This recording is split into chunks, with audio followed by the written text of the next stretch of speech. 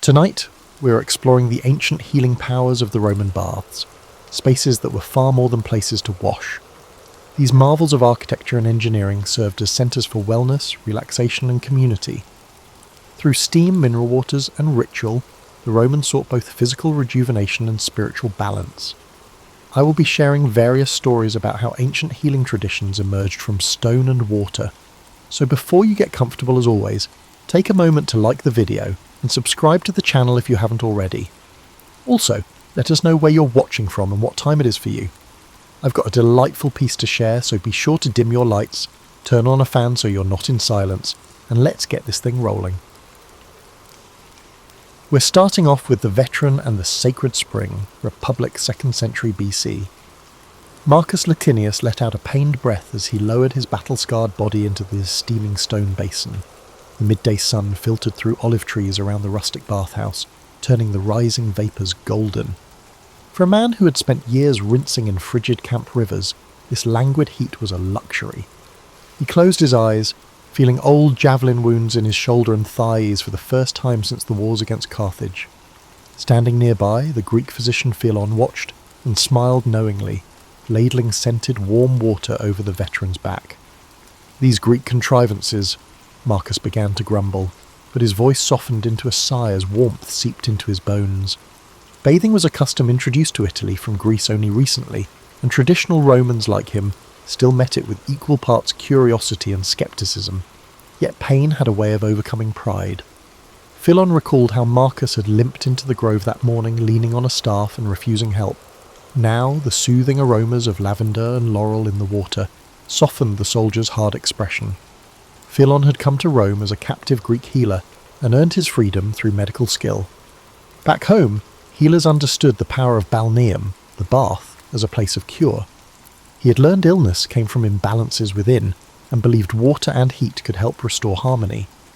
The physician gently helped Marcus lean against the pool's edge, and, with a bronze strigil, began scraping sweat and oil from the skin, removing grime as well as what he called bad humours. Marcus did not fully grasp the theory of the four humours, but he understood one thing: the ritual felt cleansing and oddly renewing. They were not alone in this modest bathhouse by the sacred spring. Nearby, a pair of villagers quietly soaked their aching limbs and inhaled herbal steam for stubborn coughs. The atmosphere was hushed and reverent. This place wasn't a grand public thermae, but a simple balneae beside an ancient spring long believed to be touched by the gods. Marcus recalled tales of miraculous waters curing the afflicted. The spring fed a small hot bath chamber and a cold pool downstream, and its reputation had spread after soldiers claimed wounds healed faster here than elsewhere. As Marcus's body grew acclimated to the heat, Philon guided him to the next step of the regimen. Now for the cold plunge, the physician said. Marcus grimaced but complied, hobbling to the frigidarium, a circular stone pool under the open sky. He braced himself and descended. The cold water gripped his skin like an icy fist, drawing a sharp gasp. Every instinct screamed to leap out, but Marcus stayed, recalling Philon's counsel that the sudden change in temperature would stimulate his blood and invigorate the body. After a few breaths, the ache in his leg dulled to a manageable throb. The shock of cold following the deep warmth left him breathless yet strangely revitalized. Shivering but smiling, Marcus emerged and wrapped himself in a woolen towel offered by an attendant. He rolled his shoulder and found it looser, the usual stabbing pain notably diminished. Perhaps there is something to these baths after all, he admitted, meeting Philon's eyes. The Greek patted his arm. Not magic, friend, nature's gift. Heat and water can do more than any salve. Marcus had to agree. At the edge of the spring-fed pool stood a small altar covered in thank offerings, clay votives shaped like limbs and tablets etched with words of gratitude. Despite years of battle-hardened skepticism, Marcus felt compelled to step over. He murmured a few words to Aesculapius, the god of healing, giving quiet thanks in the old way. A breeze rustled the olive branches overhead as if in gentle approval. Marcus stood taller. The weight of his armour was gone, replaced by a lightness he hadn't felt in decades. In the silence, broken only by trickling water, a battle-weary Roman discovered a new kind of victory, the healing power of water and rest. With Philon's help, Marcus donned his tunic. The veteran's scars would remain, but he felt that a piece of the war's burden had been lifted from him. left behind in those sacred waters. As they departed the grove, Marcus glanced back at the spring one last time. In that tranquil refuge of warmth and faith, he had found hope that even the deepest wounds might one day mend. A day at Agrippa's Thermae, between 27 BC and 12 BC, early empire. Steam swirled through the cavernous caldarium as Lucius adjusted a bronze pipe, redirecting hot air beneath the marble floor. He was a servus balnearius bath attendant in the magnificent baths of Agrippa, starting work before dawn in the furnace room. Face flushed from stoking the wood-fired hippocaust, Lucius finally climbed out into the main halls carrying baskets of fresh olive oil and folded linens. The baths were already coming alive. Aristocrats in elegant togas, weathered legionaries, merchants from afar, and even freedmen and slaves scraped together the tiny fee for entry, all arriving in the morning light. Social distinctions melted away once inside. Senators, merchants, soldiers, and even slaves mingled freely here on common ground. By mid-morning they stationed Lucius in the apoditerium, a changing room filled with cubbyholes for clothes. A kindly senator pressed a quadrans, the customary fee, into Lucius's palm as a gratuity. Since Agrippa's death, the magnificent Thermae were left free to the people, so any payment now was a personal gift. Lucius smiled gratefully and tucked the coin away. Suddenly, a shout at the far side signalled that a bather's cloak had gone missing. Lucius's stomach dropped. Theft in the crowded baths was unfortunately common, and he knew the gods would receive another bitter prayer against a thief before nightfall. As the rush of bathers slowed, Lucius took a moment to breathe. He wandered through the tepidarium, the warm room, where clusters of men reclined on heated benches. Two scholars soaked and debated in Greek about Aristotle. Nearby, a poet declaimed new verses to an appreciative circle. He often saw philosophers and poets here, sharing wisdom with anyone who would listen. Though he dared not interject, Lucius felt proud to work in a place where knowledge flowed as freely as water. His reprieve was brief. A call from the palaestra, exercise yard, sent him running.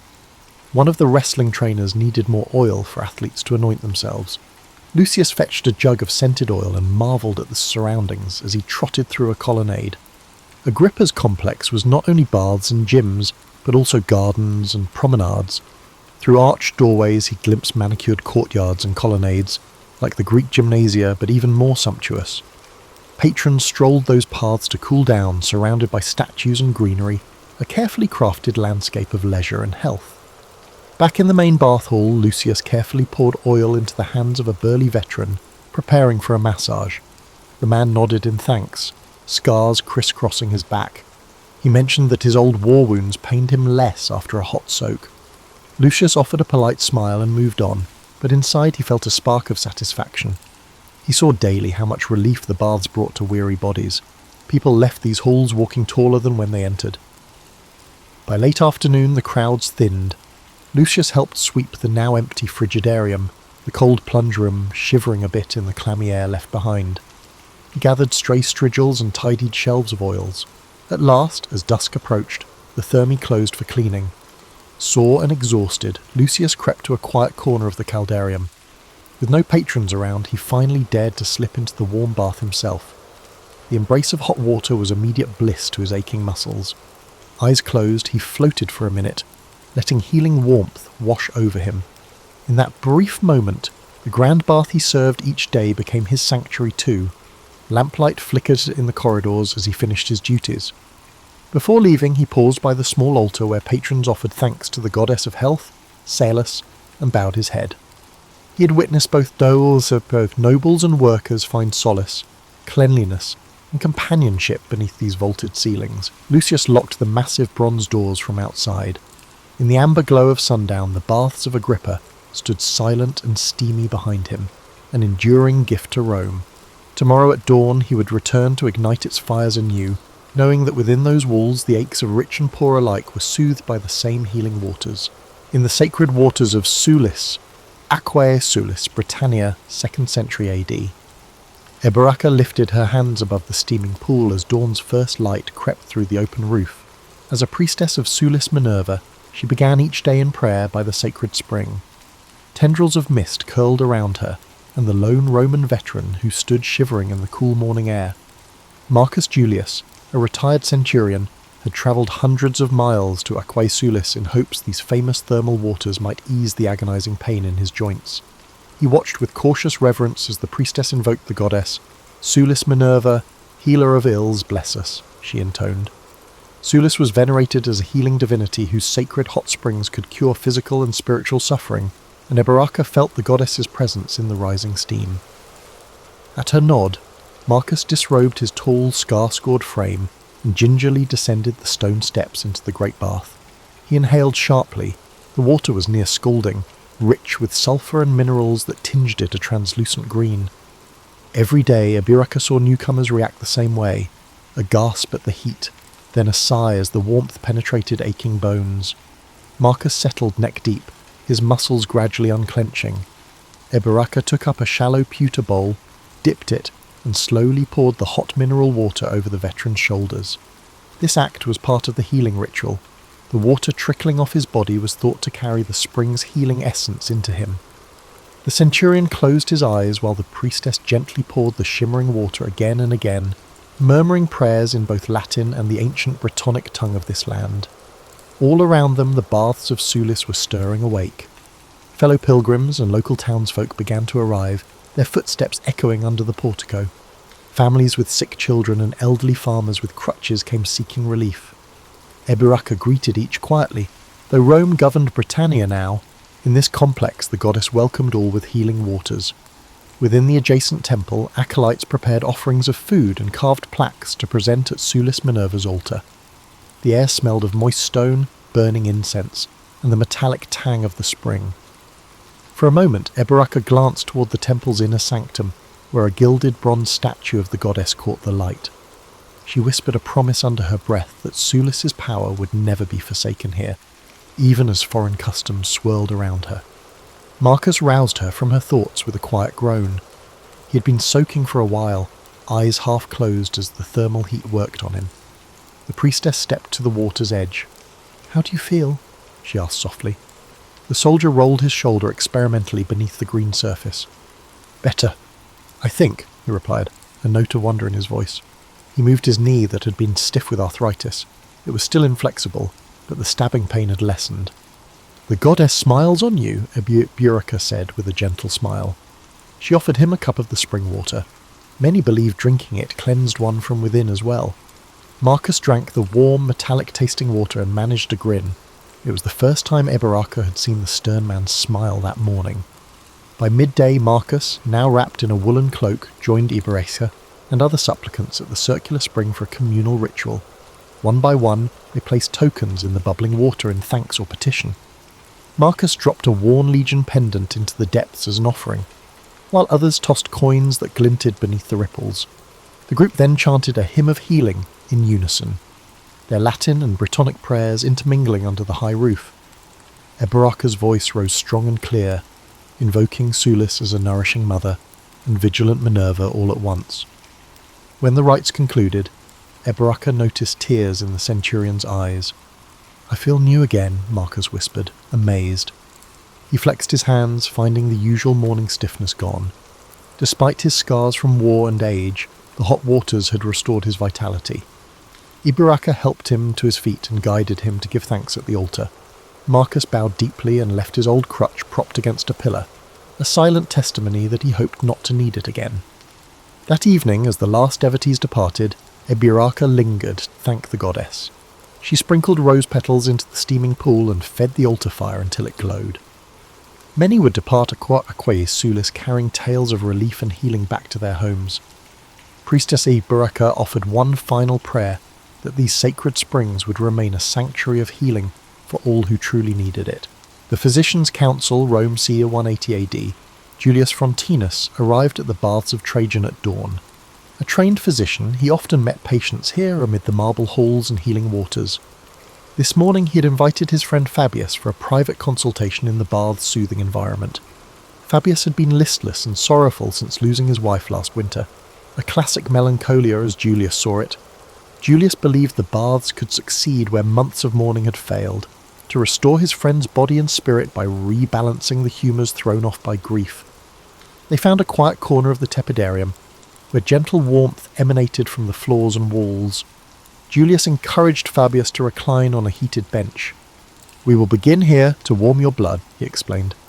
In the soft light, mosaics of Hygeia looked down as if supervising the therapy. Julius mixed a few drops of eucalyptus oil into Fabius's palm, a trick he had learned to open the lungs and lift the mood. As Fabius inhaled the sharp scent, Julius noted his friend's posture change. The philosopher's shoulders, long tense, began to relax. Gradual warmth was known to purge unwholesome vapours and prepare the body to release its burdens, and indeed, Fabius's chest seemed to lighten with each breath. Next, Julius led his friend into the caldarium, the hot steam chamber. A wave of moist heat enveloped them. Fabius frowned at the discomfort, but Julius sat him by the hot fountain and urged him to breathe deeply. Soon sweat was streaming down Fabius's body. Julius gently scraped it away with a bronze strudel, as if peeling off a layer of sorrow along with the sweat. The intense heat began to loosen his stiff muscles and even ease his tight chest. Fabius's breathing, shallow at first, grew deeper and more rhythmic. After a thorough sweat, Julius guided the trembling philosopher toward the domed frigidarium. A circular pool of cold, clear water awaited. Fabius balked on the edge, eyeing the chilly basin with dread. "Trust me," Julius said. With a supportive arm, he helped Fabius step down. The cold hit him with a brutal shock. Fabius gasped and almost bolted out, but Julius held him a moment until the panic passed. His heart pounded and his skin tingled. Such a sudden change in temperature was believed to stimulate circulation and sharpen the senses, and indeed Fabius felt more alert than he had in ages. He waded out of the pool on his own, a look of astonishment on his face. "I feel awake," he marvelled through chattering teeth.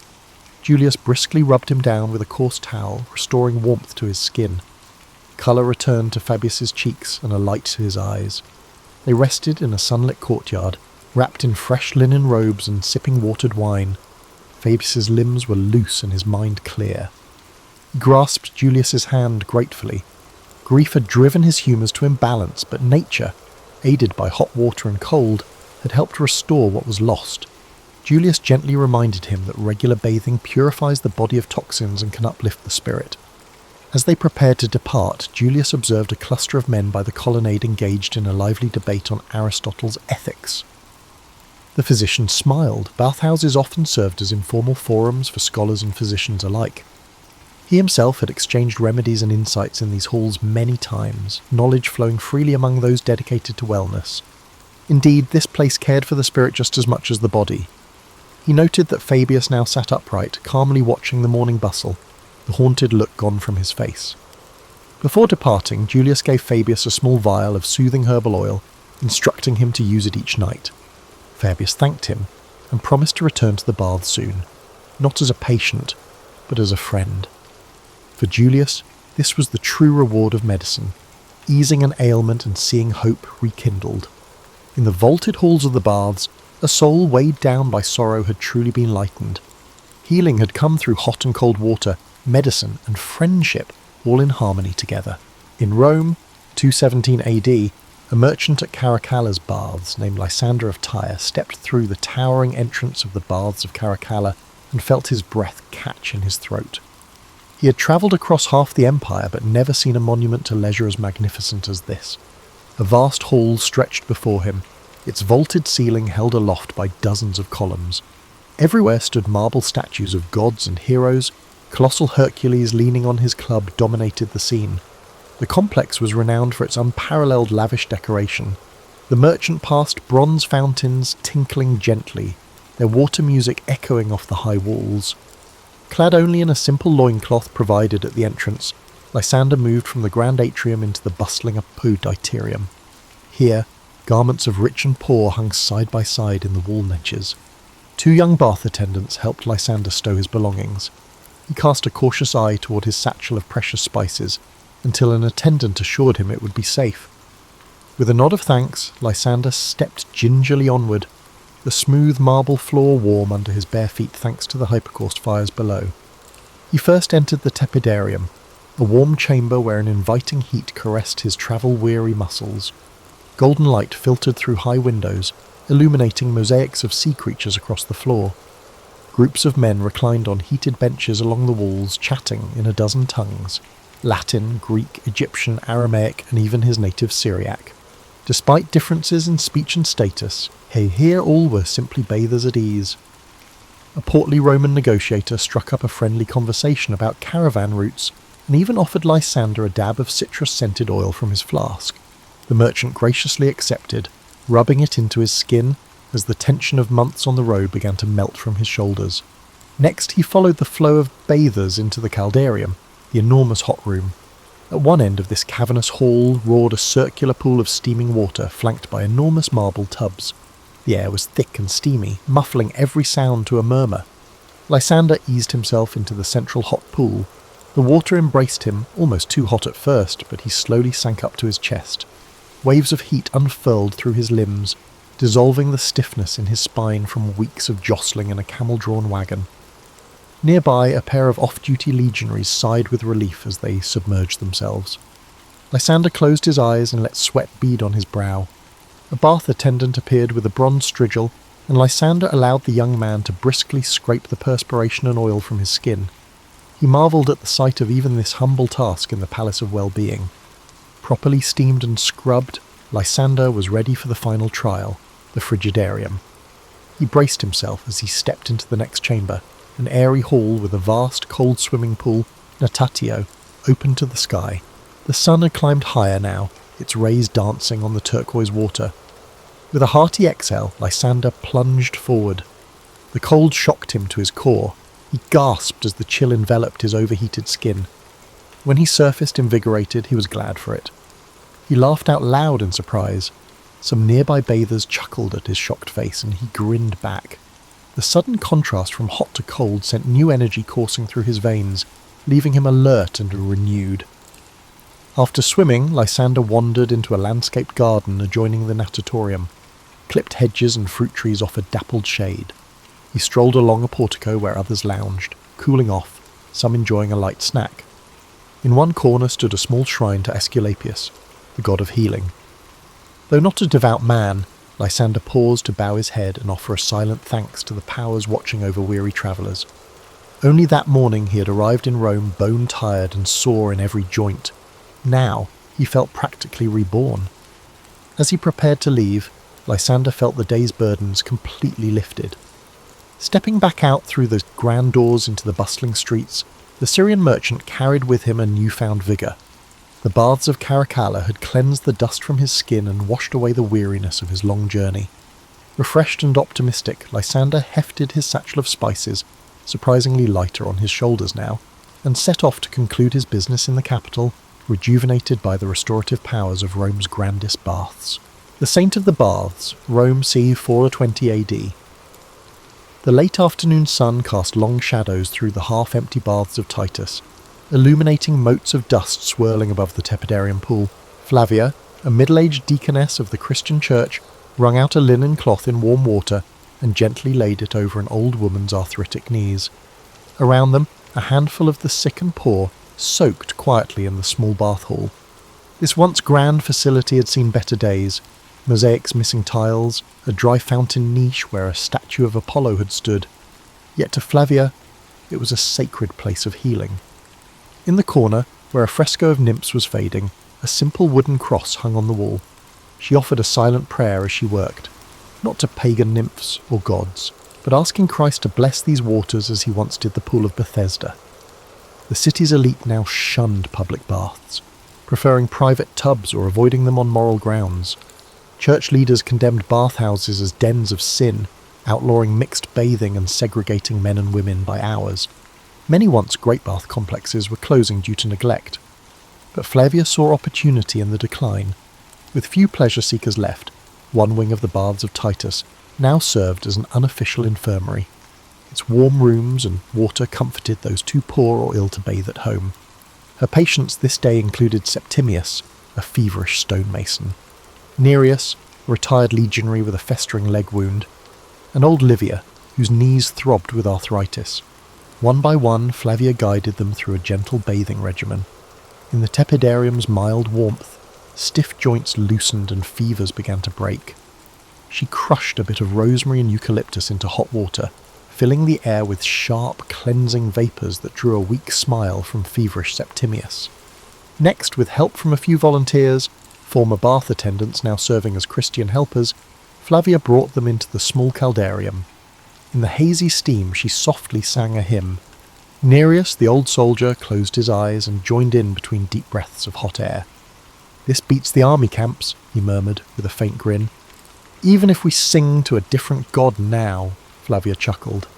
Even as times changed, the enduring practice of soothing weary bodies with heat remained. After the steam bath, Flavia led the group to the frigidarium. Only a trickle of cold water still flowed, but it was enough. Livia gasped as Flavia poured a bowl of the cool water over her swollen knees. "Easy," Flavia soothed. The brief cold shock brought relief. Livia sighed as the inflammation in her joints eased.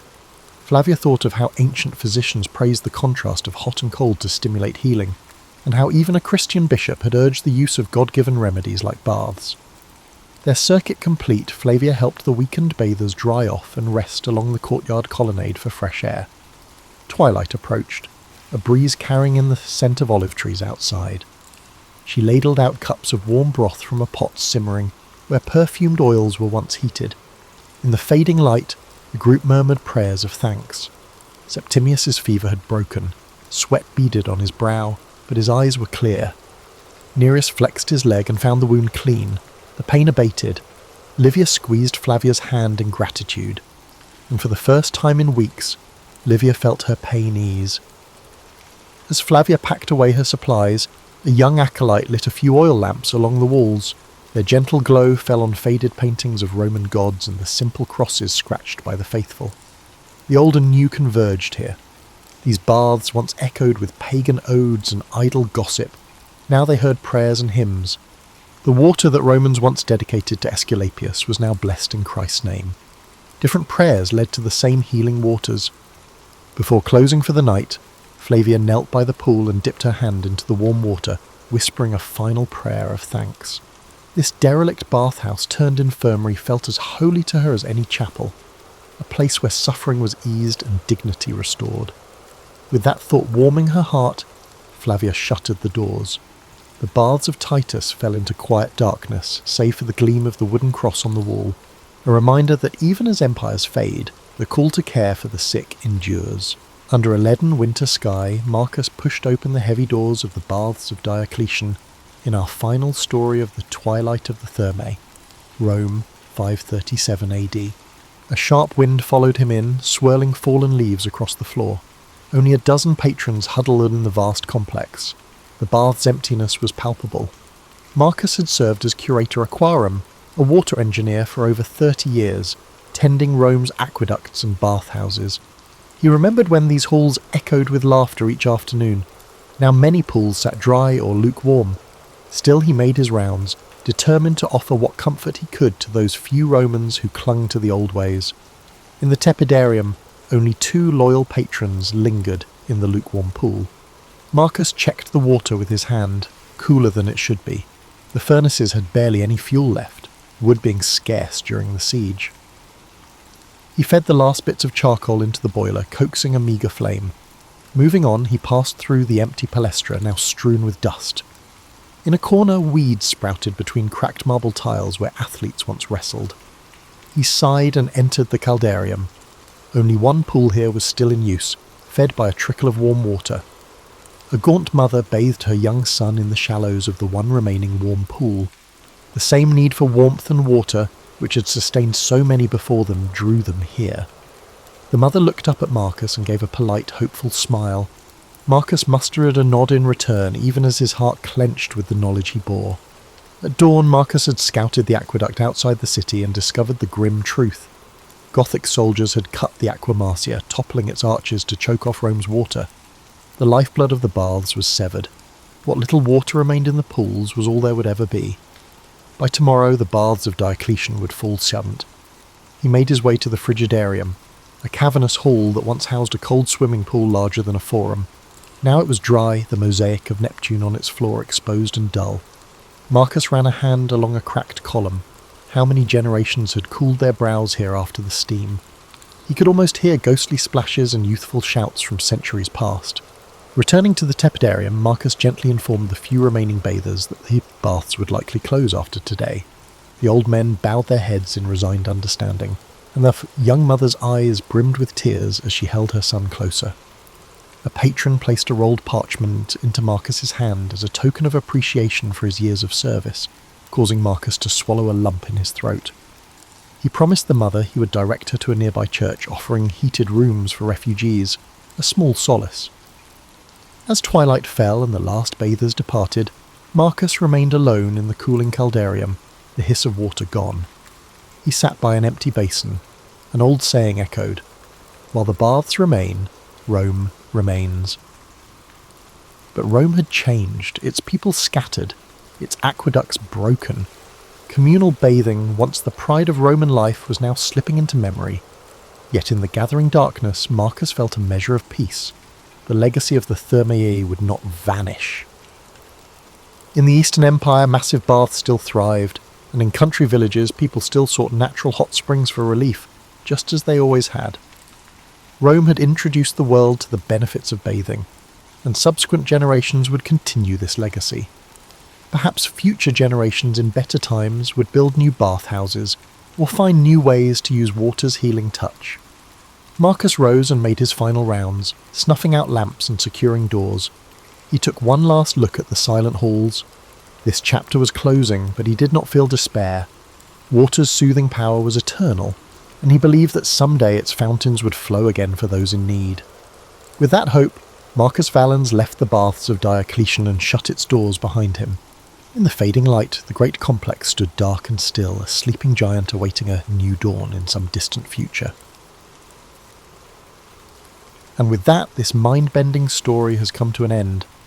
The ancient healing powers of the Roman baths reveal a world where rest, ritual, and restoration weren't just luxuries, they were essential. Tonight's stories guided us through the eyes of different people who experienced these mist-filled chambers and marbled pools, where emperors and citizens alike sought relief from pain, stress, and the weight of Roman life. We explored the soothing rituals, the science disguised as superstition, and the enduring power of water to calm the mind and cleanse the spirit. If you're still feeling restless, don't worry. More stories await, designed to ease your thoughts and lull you into stillness. I genuinely enjoy bringing you these moments of history every single night to help you unwind. You deserve a deep, quiet night. Now, I'll go sit beside the fire and sip some herbal tea, no pun intended, letting the echoes of warm water and whispered voices fade. Sweet dreams, my friends. And as always, sleep tight and good night. In 1158, a 7-year-old noble boy named Conrad leaves his family manor to serve as a page in the castle of Duke Otto in the Holy Roman Empire. This experience is the beginning of his path to knighthood. Wide-eyed and anxious, Conrad enters the castle's enormous hall and quickly becomes immersed in castle life. As a page, he is kept busy from dawn until dusk. He must learn to sing hymns, serve at table with proper etiquette, and even assist in the castle's hunts and falconry sessions. Under the tutelage of the master-at-arms, Conrad and the other pages practice swordplay with wooden weapons and learn to ride ponies. The castle chaplain also guides their spiritual upbringing, so Conrad grows in piety alongside prowess. Nothing is wasted, even playtime in the courtyard, mock battles on stick horses and playful jousts with broomsticks, is training in disguise, building the boy's strength and coordination. Conrad idolizes the knights he serves. One friendly knight, Sir Reinhard, sometimes shares tales from the hearths of legendary warriors and battles, fueling Conrad's dreams of valor. Through hard work and keen observation, Conrad grows in both body and character. By age 14, he graduates to the rank of squire. He is now assigned as Sir Reinhard's personal attendant and protégé. His duties intensify. Conrad rises at dawn to help Sir Reinhard don his mail armour and spurs, tends to the knight's horse, and accompanies him everywhere. Being a squire resembles an apprenticeship.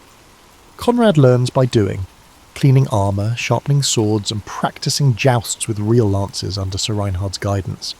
In the afternoons he practices falconry, or joins Sir Reinhard in weapons training, aiming his lance at the quintain, a spinning target, to hone his accuracy on horseback. Mistakes earn stern correction, but also patient instruction. In quiet moments, Sir Reinhard stresses the code of chivalry. A knight must be brave, but also just and merciful. Conrad takes these lessons to heart, determined to one day embody those ideals. His first taste of real conflict comes at 16, while escorting a supply convoy through a forest. Sir Reinhard's party is ambushed by bandits. Conrad's heart pounds as he sticks close to his mentor. Amid the chaos, he uses his training reflexively. At one point, he even knocks a bandit off a horse with a well-timed lance thrust.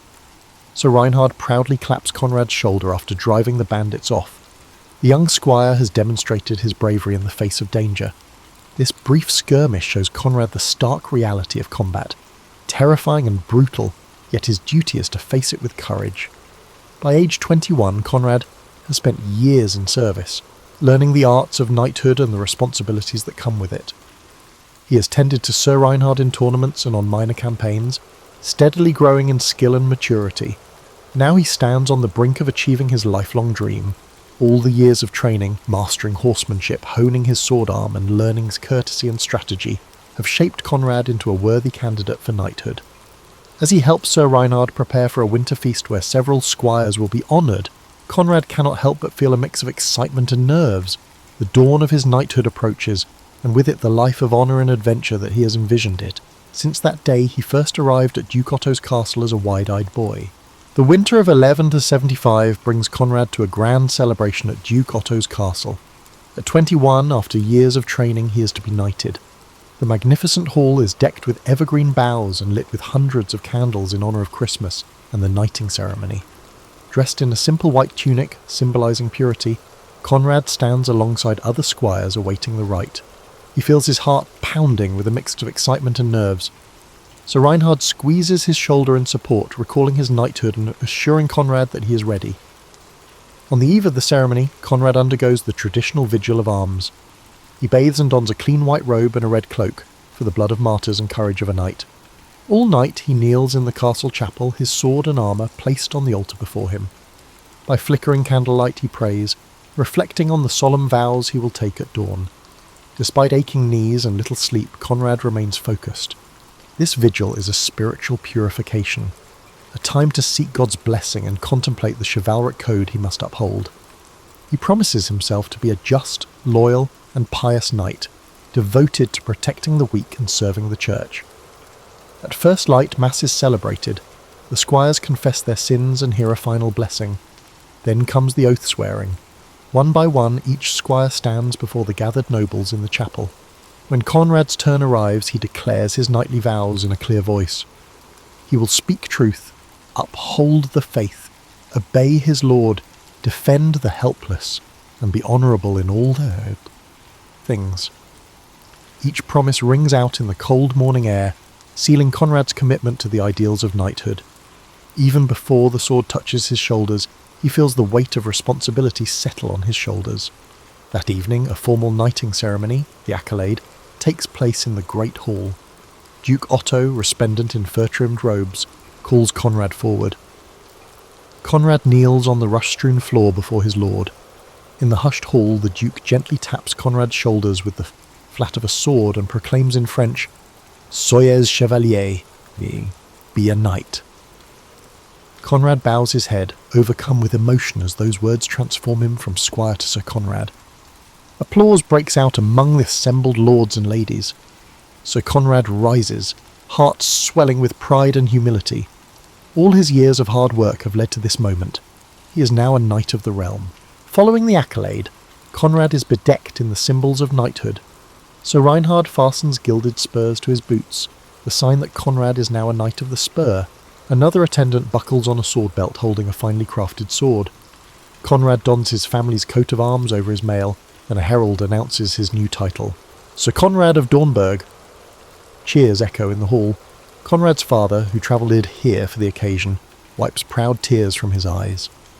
Duke Otto then presents Conrad with the final symbol of knighthood, a heavy sword belted at his side. Fully clad in mail and armed, Sir Conrad mounts a waiting charger in the courtyard for the pas d'armes, a ritual display of martial skill. It is customary that after being dubbed, the new knights demonstrate their prowess in jousts or mock combat.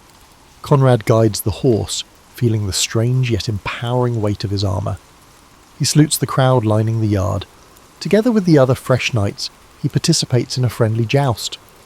His lance shatters against another knight's shield in a thunderous hit, and although unhorsed in a later round, he remounts amid applause. The exercises prove to all that these young men have the skill and courage befitting their new station. Conrad's face flushes with joy beneath his visor as he realizes his achievement is not training or pretend, it is real knighthood. His knighthood, won by merit and blessed by God and Lord. That night, the castle is alight with the celebration. At the banquet in the hall, Sir Conrad sits in a place of honour at Sir Reinhard's side. No longer does he serve. Instead, pages pour wine for him and the other knights. He toasts his mentors and shares in the camaraderie of the chivalric brotherhood. Gifts are bestowed. The Duke grants Conrad a fine destrier, warhorse from his stables, and a new sword of Toledo steel. Minstrels compose a few witty rhymes in honour of the newly dubbed knights, eliciting laughter. Amidst the revelry, Conrad remains humble and grateful. He recalls the sacred vows from that morning and steels himself to live by them. When the Duke's steward offers him a purse of coins as the traditional knightly gift, Conrad quietly resolves to use some of it in alms for the poor, his first act of charity as a knight. Late at night, Conrad reflects on the transformation of this day as he doffs his armour and prepares to rest in a guest chamber, feeling strange without his usual place by Sir Reinhard's door. He entered the morning as a squire and now retires as a knight, with all the privileges and responsibilities that entails. With knighthood come privileges, the right to wear armour and bear arms publicly, to hold land in fief, and to sit at the high table with lords. However, there are also duties, leading men in battle if called, dispensing justice on one's land and serving loyally. The weight of his sword on the bedside rack is a reminder of both. Sir Conrad sleeps deeply that night, the vigil and excitement having exhausted him, unaware of just how soon his knightly ideals will be tested in the harsh reality of medieval warfare and politics. By 1177, Sir Conrad is serving at the imperial court of Emperor Frederick Barbarossa. Here, amidst glittering banquets and tournaments, he experiences the pinnacle of courtly chivalry. Minstrels sing of brave knights and pure ladies, and Conrad strives to exemplify those ideals. He is unfailingly courteous, rising when noble women enter, speaking only with respectful words, and behaving as the perfect knight in every social setting. The older courtiers sometimes chuckle that Sir Conrad still sees the world through rose-coloured lenses of chivalry, but they admire his earnestness. At a grand tournament held in Würzburg, Conrad has a chance to prove his valour. Clad in shining armour, he rides into the lists under Duke Otto's banner. In one joust, he unhorses a seasoned opponent with a well-placed lance strike, earning cheers from the crowd. Later, he restrains himself in the melee, the mock battle, showing mercy by not striking a fallen opponent. His skill and honour win him recognition. The presiding duchess awards him a silk favour, tying a ribbon on his arm as a token of esteem. Flushed with pride, Conrad feels he is living the very romances he heard as a boy. Yet beneath the pageantry, Conrad begins to notice troubling cracks in knightly behaviour. In whispered corners of the hall, he overhears petty jealousies, knights arguing over who deserves more credit for a minor skirmish or who should sit closer to the emperor. One night he witnesses two renowned knights nearly draw swords at a banquet over an insult, only stopping when the emperor himself intervenes. This bickering disappoints Conrad. Were they not all sworn to brotherhood and honour? Worse, Conrad learns of outright violations of the chivalric code. A lady-in-waiting confides that a famous knight, who publicly boasts of defending the innocent, once forced himself on a peasant girl during a past campaign. Conrad is horrified. He realises that not all knights live up to the high ideals they proclaim. Chivalry, he sees, is often more praised than practised. This realisation hits hardest on a journey through the countryside. Riding between imperial castles, Conrad's party passes through a village recently raided by robber knights. The houses are charred and the villagers, mostly peasants, are destitute and terrified. Conrad is moved to compassion and urges immediate help, but one of his fellow knights merely scoffs, "This is none of our concern," and suggests the peasants likely provoked the attack by withholding taxes. Another knight tosses a few coins and rides on, indifferent. Conrad cannot fathom such callousness. He lingers to distribute food from his pack and promises the villagers he will report this outrage. Catching up, he challenges the other knights. How can they ignore their duty to protect the defenceless? They shrug off his idealism, saying a knight's first loyalty is to his prophet and lord. Conrad rides on in angry silence, his faith in the Brotherhood of Knights deeply shaken. Back at court, Conrad confides his worries to his mentor, Sir Reinhard. The older knight, now retired from battle, smiles sadly and says, "The world is flawed, lad. Be the knight that others fail to be.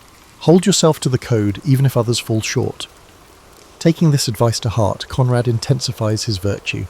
He gains a quiet reputation as a true and gentle knight. When other knights mock a servant or a jester, Conrad intervenes to stop the bullying. When a dispute arises over a contested inheritance, he speaks up for a fair compromise rather than siding blindly with a powerful lord.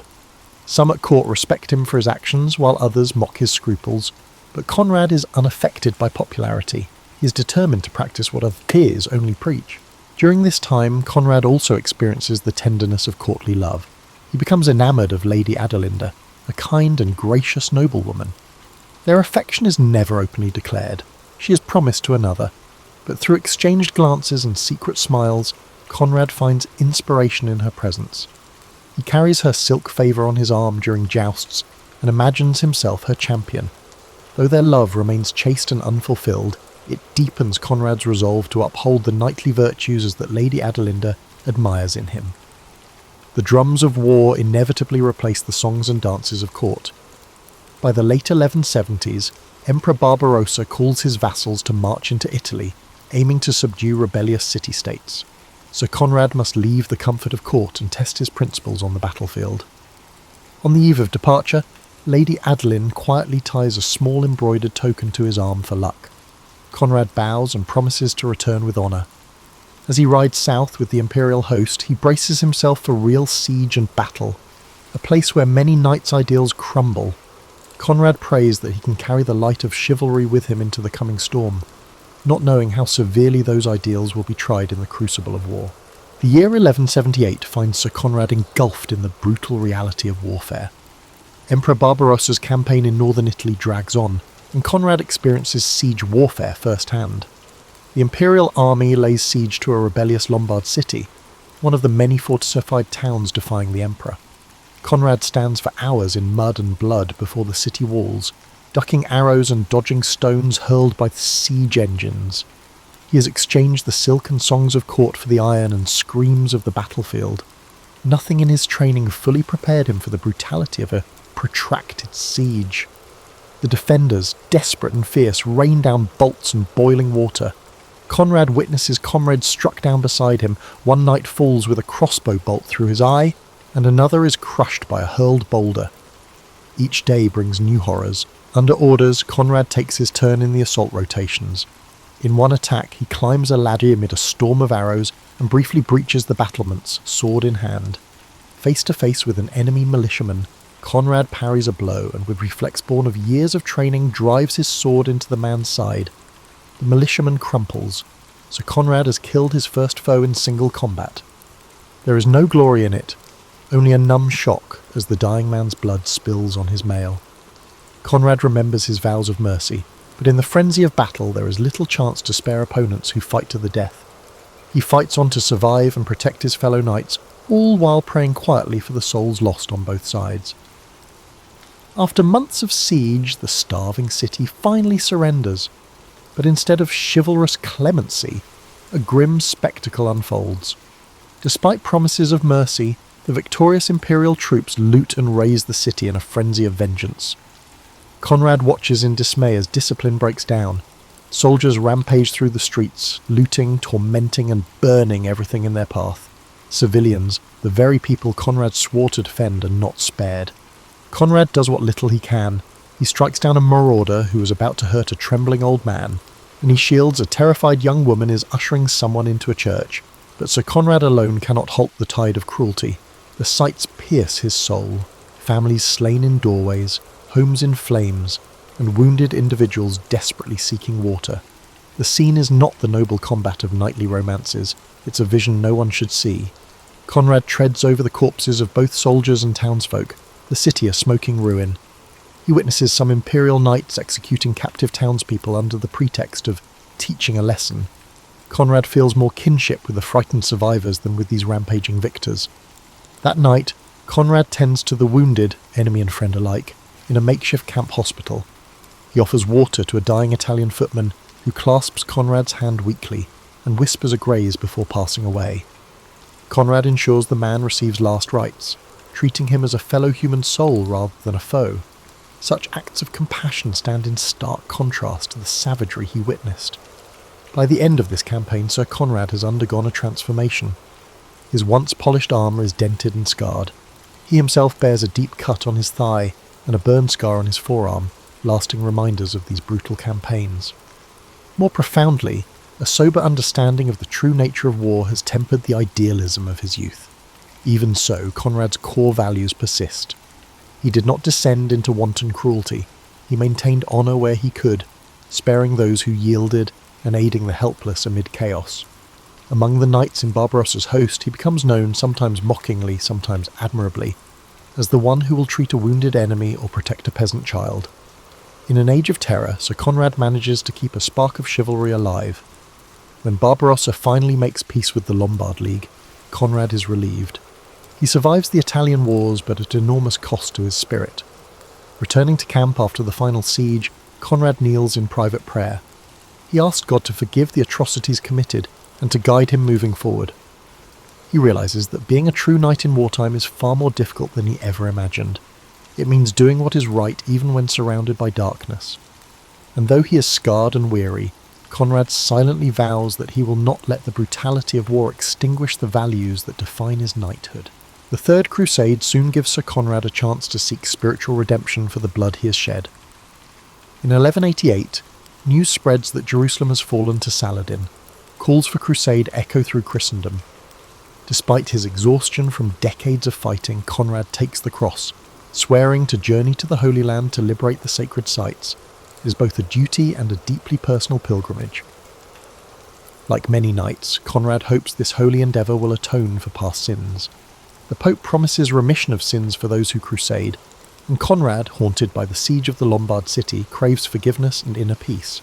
He joins Emperor Frederick Barbarossa's mighty army of crusaders trekking overland toward Jerusalem. The journey is arduous, but also spiritually uplifting. The crusaders endure hunger, harsh desert heat, and skirmishes with hostile forces, which creates a challenging environment. Through it all, Conrad acts as a model of knightly piety. He leads evening prayers in camp, shares his water with those thirstier than he, and keeps the Crusade's holy purpose in his heart. Tragedy strikes in June 1190 when Emperor Barbarossa himself drowns while crossing a river in Cilicia. The shock of losing their legendary leader sends ripples of despair through the army. Conrad mourns the emperor deeply. This was the same Frederick who had knighted him and led him through so many battles. Many disheartened crusaders turn back after Barbarossa's death, but Conrad resolves to continue on to the Holy Land. He has sworn a sacred vow and will not abandon it. Taking up the banner of his fallen emperor, he presses on with the remaining German knights until they finally reach the walls of Acre. On the coast of Palestine in mid-1191, in the siege of Acre, Conrad faces battle again, but this time in a distinctly religious context. The atmosphere among the Crusaders is penitential. They fight not for conquest, but, in their view, for God's justice. Conrad, now one of the older knights, distinguishes himself by both courage and compassion. During assaults on Acre's walls, he protects unarmed camp followers from enemy arrows and lifts a wounded fellow crusader onto his horse to carry him out of danger. He also shows mercy to defeated foes. After Acre capitulates, he prevents some vengeful crusaders from massacring captive Muslim soldiers, arguing that killing prisoners would dishonour their Christian cause. Some knights sneer at Conrad's leniency, but others, including a devout Hospitaller brother, praise his consistency with the chivalric and Christian ideal of mercy. With Acre taken in 1191, the crusade largely succeeds in re-establishing Christian control of coastal strongholds. Conrad finally has the opportunity to fulfill his pilgrim's vow to visit the holy city of Jerusalem, which, through diplomacy, is open to Christian pilgrims even though it remains under Muslim control. Dressed in humble pilgrim robes rather than armour, Sir Conrad travels to Jerusalem alongside other knights-turned-pilgrims. Entering the Church of the Holy Sepulchre, he falls to his knees before the tomb of Christ. All the violence and hardship of his life seem to melt away in that sacred space. Tears stream down his face as he prays for forgiveness for any innocent blood he spilled, and for all the comrades and even enemies who lost their lives. He feels a profound sense of peace wash over him.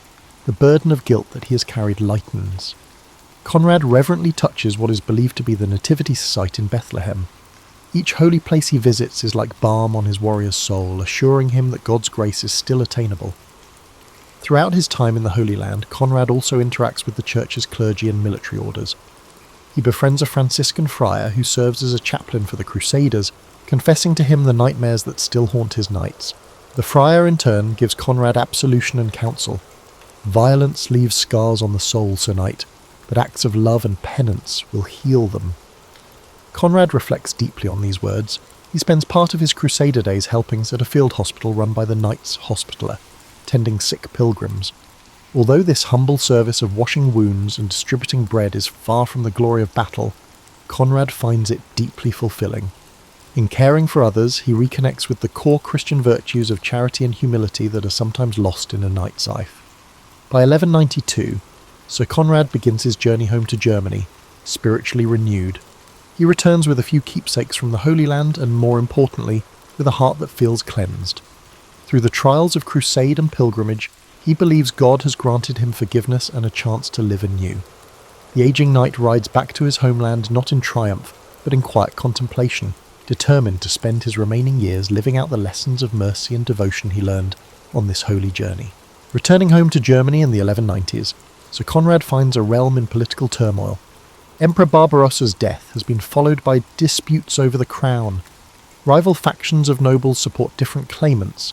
One side backs Barbarossa's son, the Hohenstaufen heir, and another backs a Welf prince. The once united empire fractures into camps. As a knight who has served the empire faithfully for decades, Conrad is dismayed to see former comrades prepared to fight each other for power. Conrad's loyalty is tested when his lord pressures him to support a rival claimant. Conrad refuses. He will not betray the oath he swore to what he sees as the rightful king. His principled stand nearly costs him his lands and makes him powerful enemies, but Conrad holds fast while many other knights compromise their honour. The conflict that ensues, a brief civil war, plunges the land into chaos. Without a strong central authority, robber barons spring up across Germany, taking advantage of the disorder. Bands of rogue knights fortify castles and extort travellers and peasants. People say that Germany descends into a state of near anarchy, where robber barons operate without opposition. Sir Conrad, now in his 50s, can do little to influence imperial politics, but he becomes a pillar of stability in his district. When local knights feud or prey on merchant caravans, Conrad intervenes as a mediator. His reputation for honesty is well established by this point. Both commoners and nobles trust his counsel. On more than one occasion, Conrad rides out to confront a marauding Raubritter, robber knight, who has been terrorising villages. On one occasion, a rash young robber knight challenges him, only to be swiftly disarmed and shamed into repentance by the veteran. Word of Sir Conrad's fearless stand against lawlessness spreads. To peasants, he becomes something of a folk hero, the ageing knight who still protects them when others exploit them.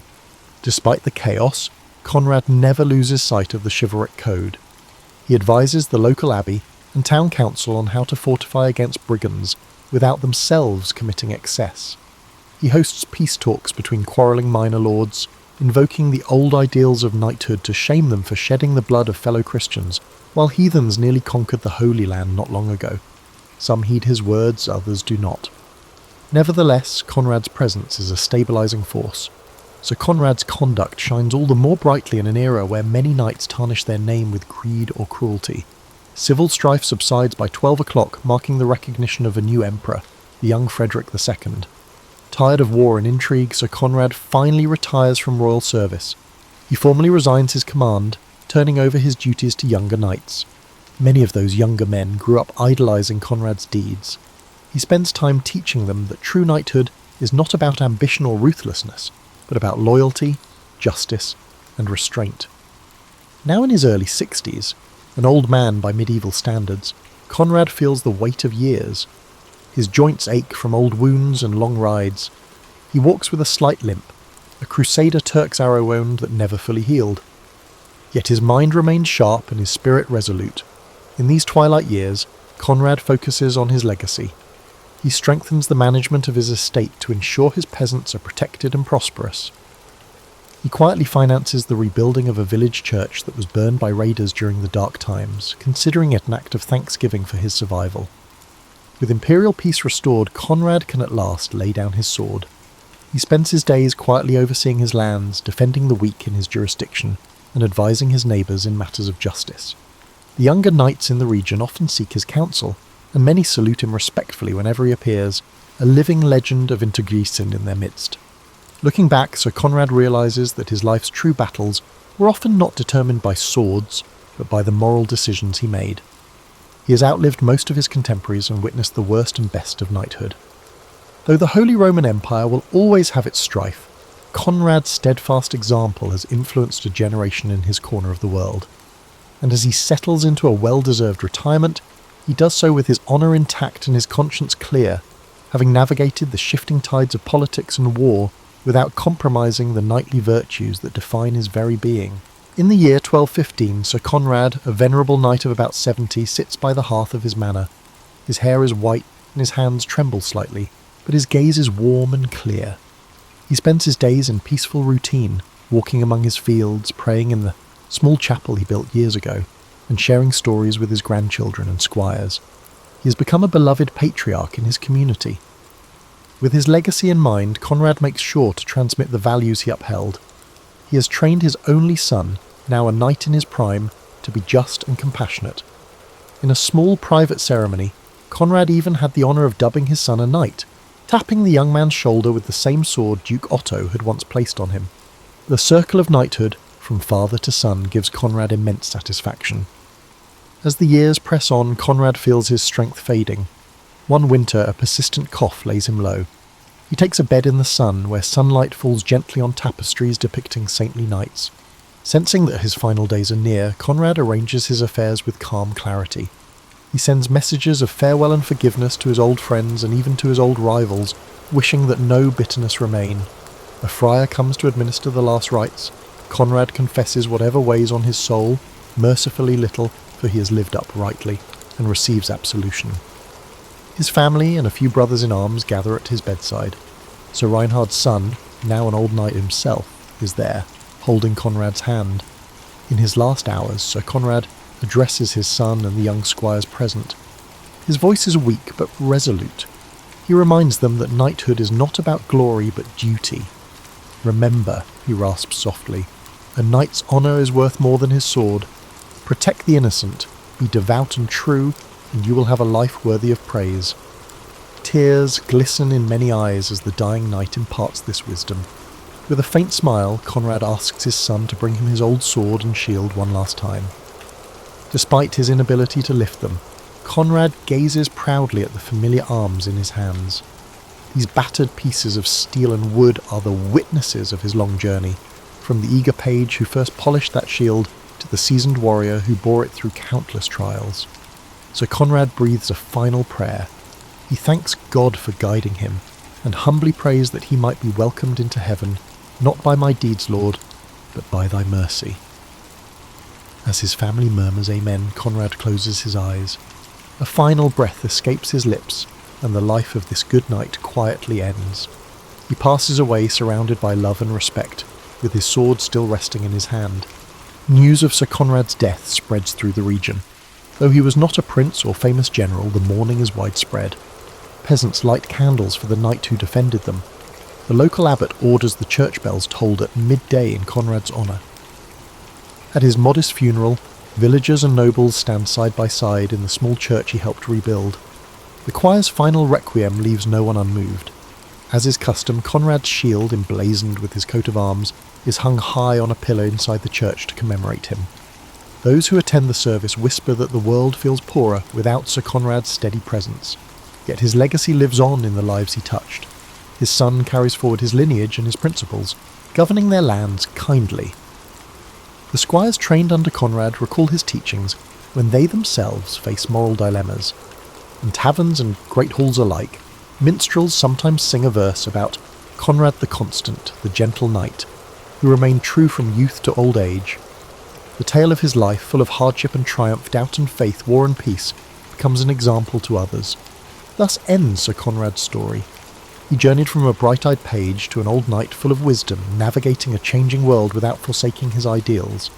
In an age of violence and uncertainty, he proved that a knight's true greatness lies not in the battles he wins, but in the honour, compassion and faithfulness with which he lives and dies. In the year 1215, Sir Conrad, a venerable knight of about 70, sits by the hearth of his manor. His hair is white and his hands tremble slightly, but his gaze is warm and clear. He spends his days in peaceful routine, walking among his fields, praying in the small chapel he built years ago, and sharing stories with his grandchildren and squires. He has become a beloved patriarch in his community. With his legacy in mind, Conrad makes sure to transmit the values he upheld. He has trained his only son, now a knight in his prime, to be just and compassionate. In a small private ceremony, Conrad even had the honour of dubbing his son a knight, tapping the young man's shoulder with the same sword Duke Otto had once placed on him. The circle of knighthood, from father to son, gives Conrad immense satisfaction. As the years press on, Conrad feels his strength fading. One winter, a persistent cough lays him low. He takes a bed in the sun, where sunlight falls gently on tapestries depicting saintly knights. Sensing that his final days are near, Conrad arranges his affairs with calm clarity. He sends messages of farewell and forgiveness to his old friends and even to his old rivals, wishing that no bitterness remain. A friar comes to administer the last rites. Conrad confesses whatever weighs on his soul, mercifully little, for he has lived uprightly, and receives absolution. His family and a few brothers-in-arms gather at his bedside. Sir Reinhard's son, now an old knight himself, is there, holding Conrad's hand. In his last hours, Sir Conrad addresses his son and the young squires present. His voice is weak but resolute. He reminds them that knighthood is not about glory but duty. "Remember," he rasps softly, "a knight's honour is worth more than his sword. Protect the innocent, be devout and true, and you will have a life worthy of praise." Tears glisten in many eyes as the dying knight imparts this wisdom. With a faint smile, Conrad asks his son to bring him his old sword and shield one last time. Despite his inability to lift them, Conrad gazes proudly at the familiar arms in his hands. These battered pieces of steel and wood are the witnesses of his long journey, from the eager page who first polished that shield to the seasoned warrior who bore it through countless trials. So Conrad breathes a final prayer. He thanks God for guiding him, and humbly prays that he might be welcomed into heaven, not by my deeds, Lord, but by thy mercy. As his family murmurs amen, Conrad closes his eyes. A final breath escapes his lips, and the life of this good knight quietly ends. He passes away surrounded by love and respect, with his sword still resting in his hand. News of Sir Conrad's death spreads through the region. Though he was not a prince or famous general, the mourning is widespread. Peasants light candles for the knight who defended them. The local abbot orders the church bells tolled at midday in Conrad's honour. At his modest funeral, villagers and nobles stand side by side in the small church he helped rebuild. The choir's final requiem leaves no one unmoved.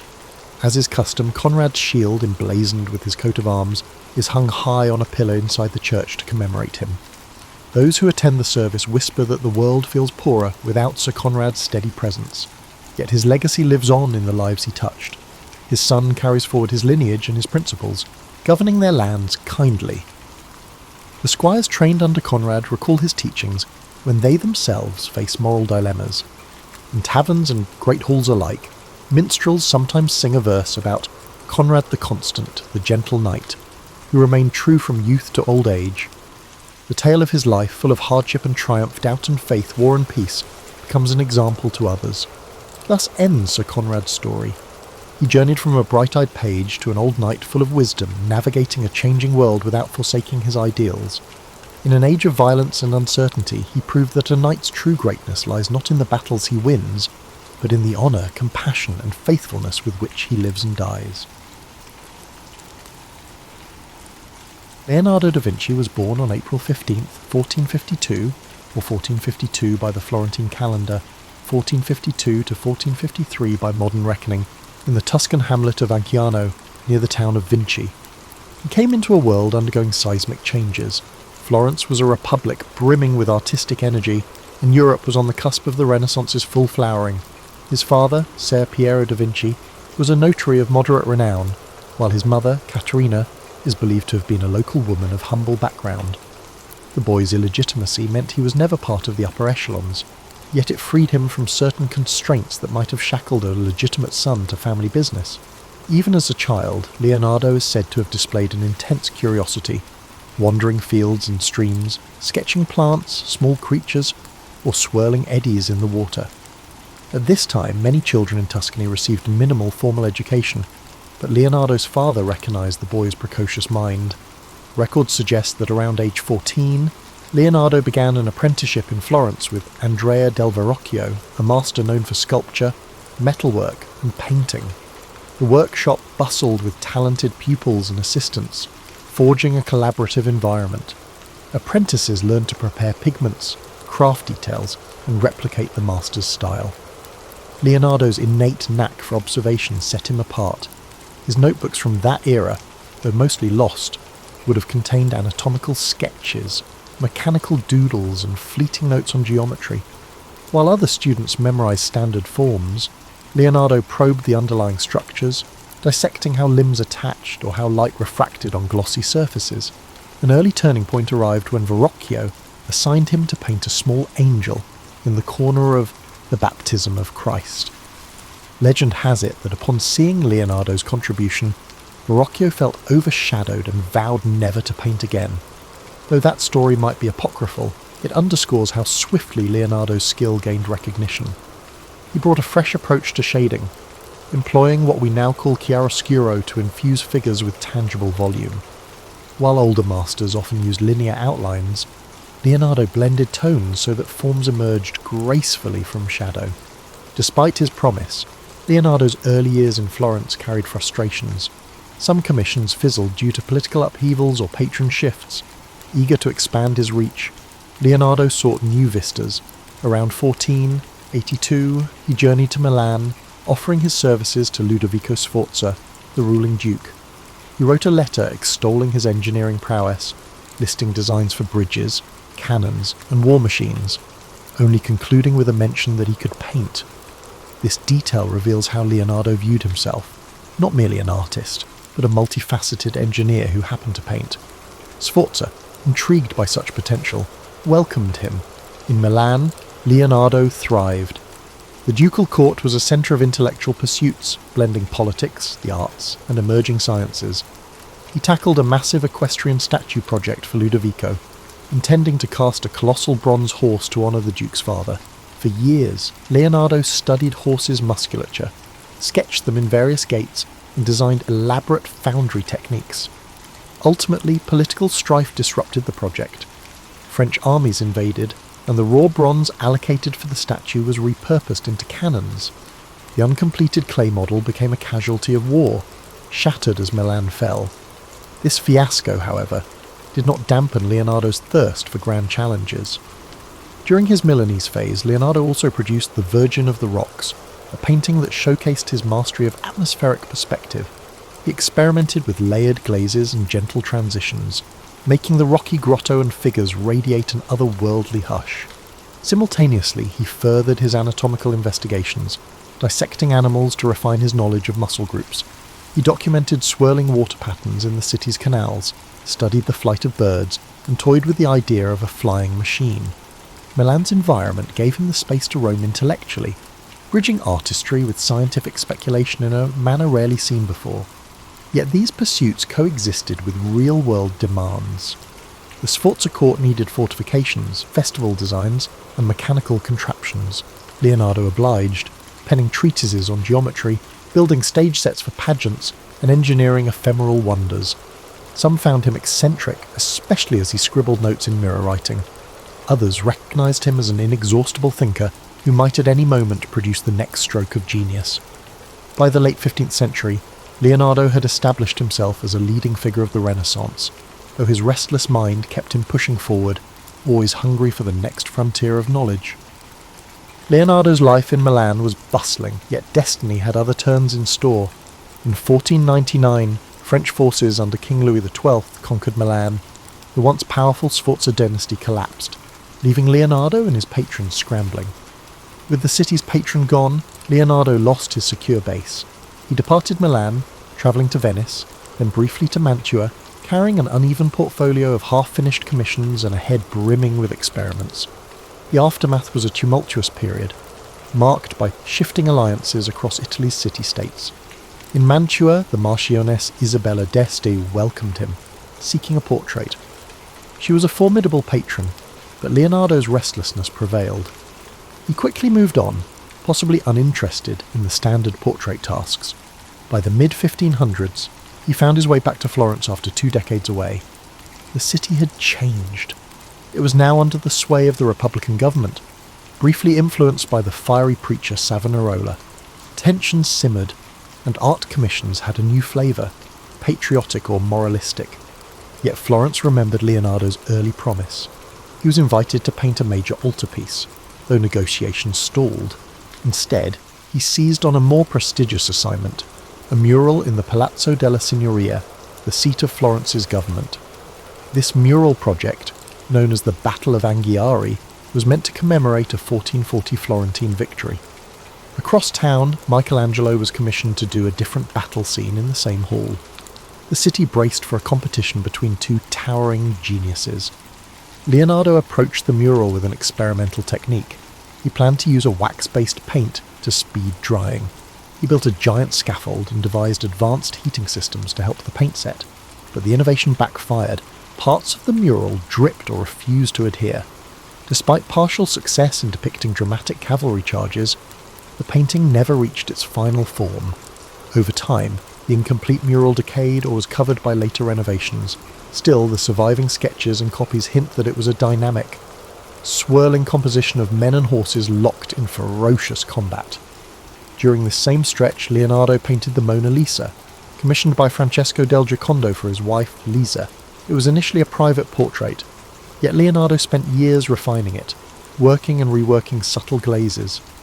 The face's elusive smile and luminous complexion resulted from layering translucent paint. Each layer diffused light. The painting's mysterious aura also came from Leonardo's habit of constantly altering details. While smaller than some grand frescoes, the piece represented a culmination of his sfumato technique. The background's hazy mountains and winding roads mirrored Leonardo's fascination with geology and fluid dynamics. Over time, he kept the painting with him, never delivering it to the patron. Possibly he saw it as a personal testament to portraiture's pinnacle. Parallel to these artistic feats, Leonardo advanced his scientific explorations. He dissected human cadavers in hospitals outside Florence, sketching cross-sections of muscles and bones.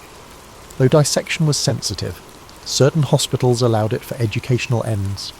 His anatomical drawings, some discovered centuries later, revealed a near-modern understanding of the spine, the arrangement of internal organs, and the skeleton's mechanics.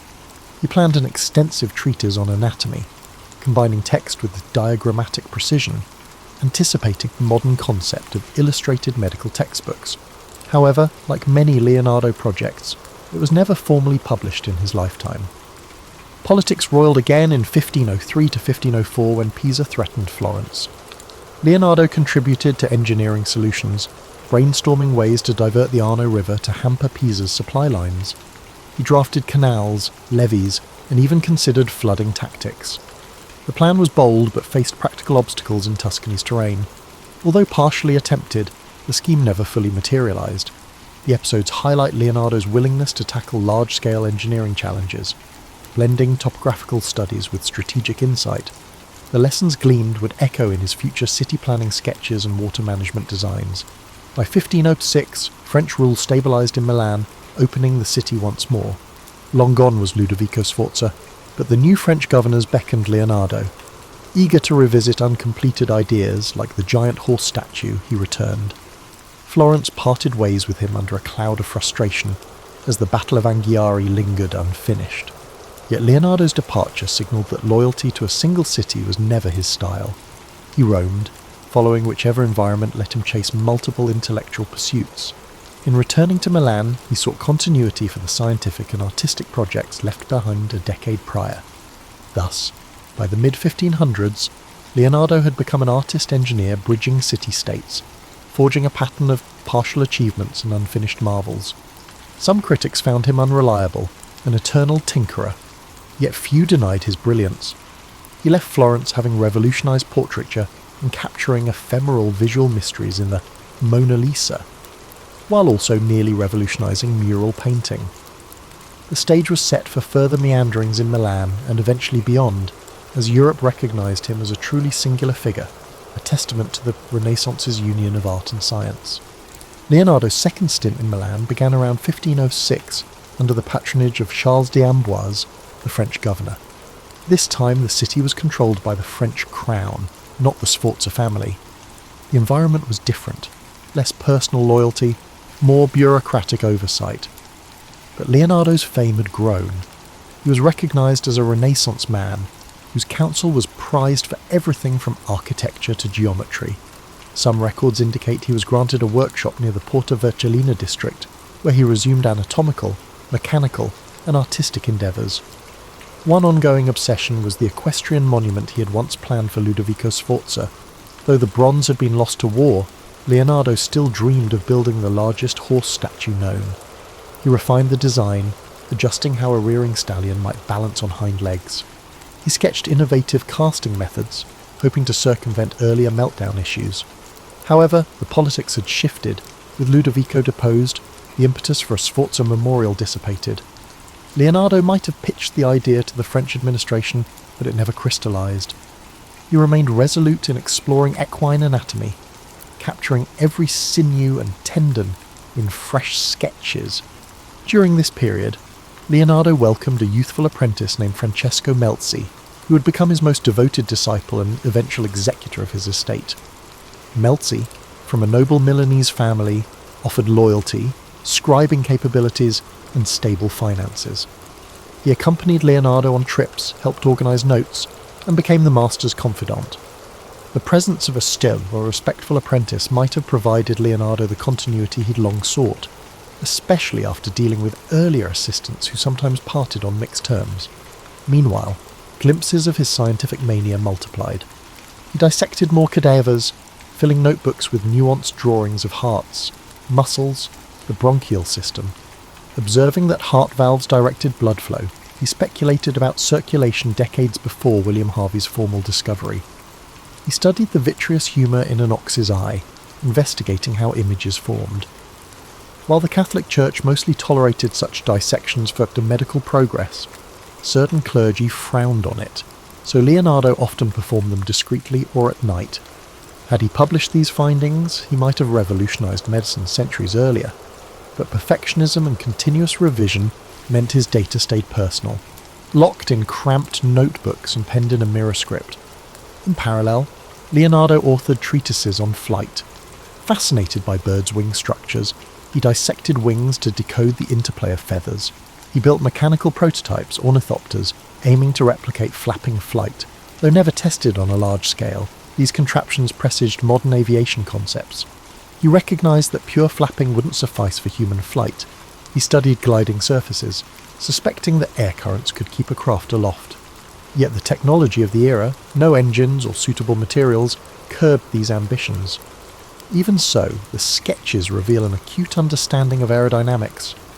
Around 1510, Leonardo's patron Charles d'Amboise died, prompting another shift in Milan's political circle.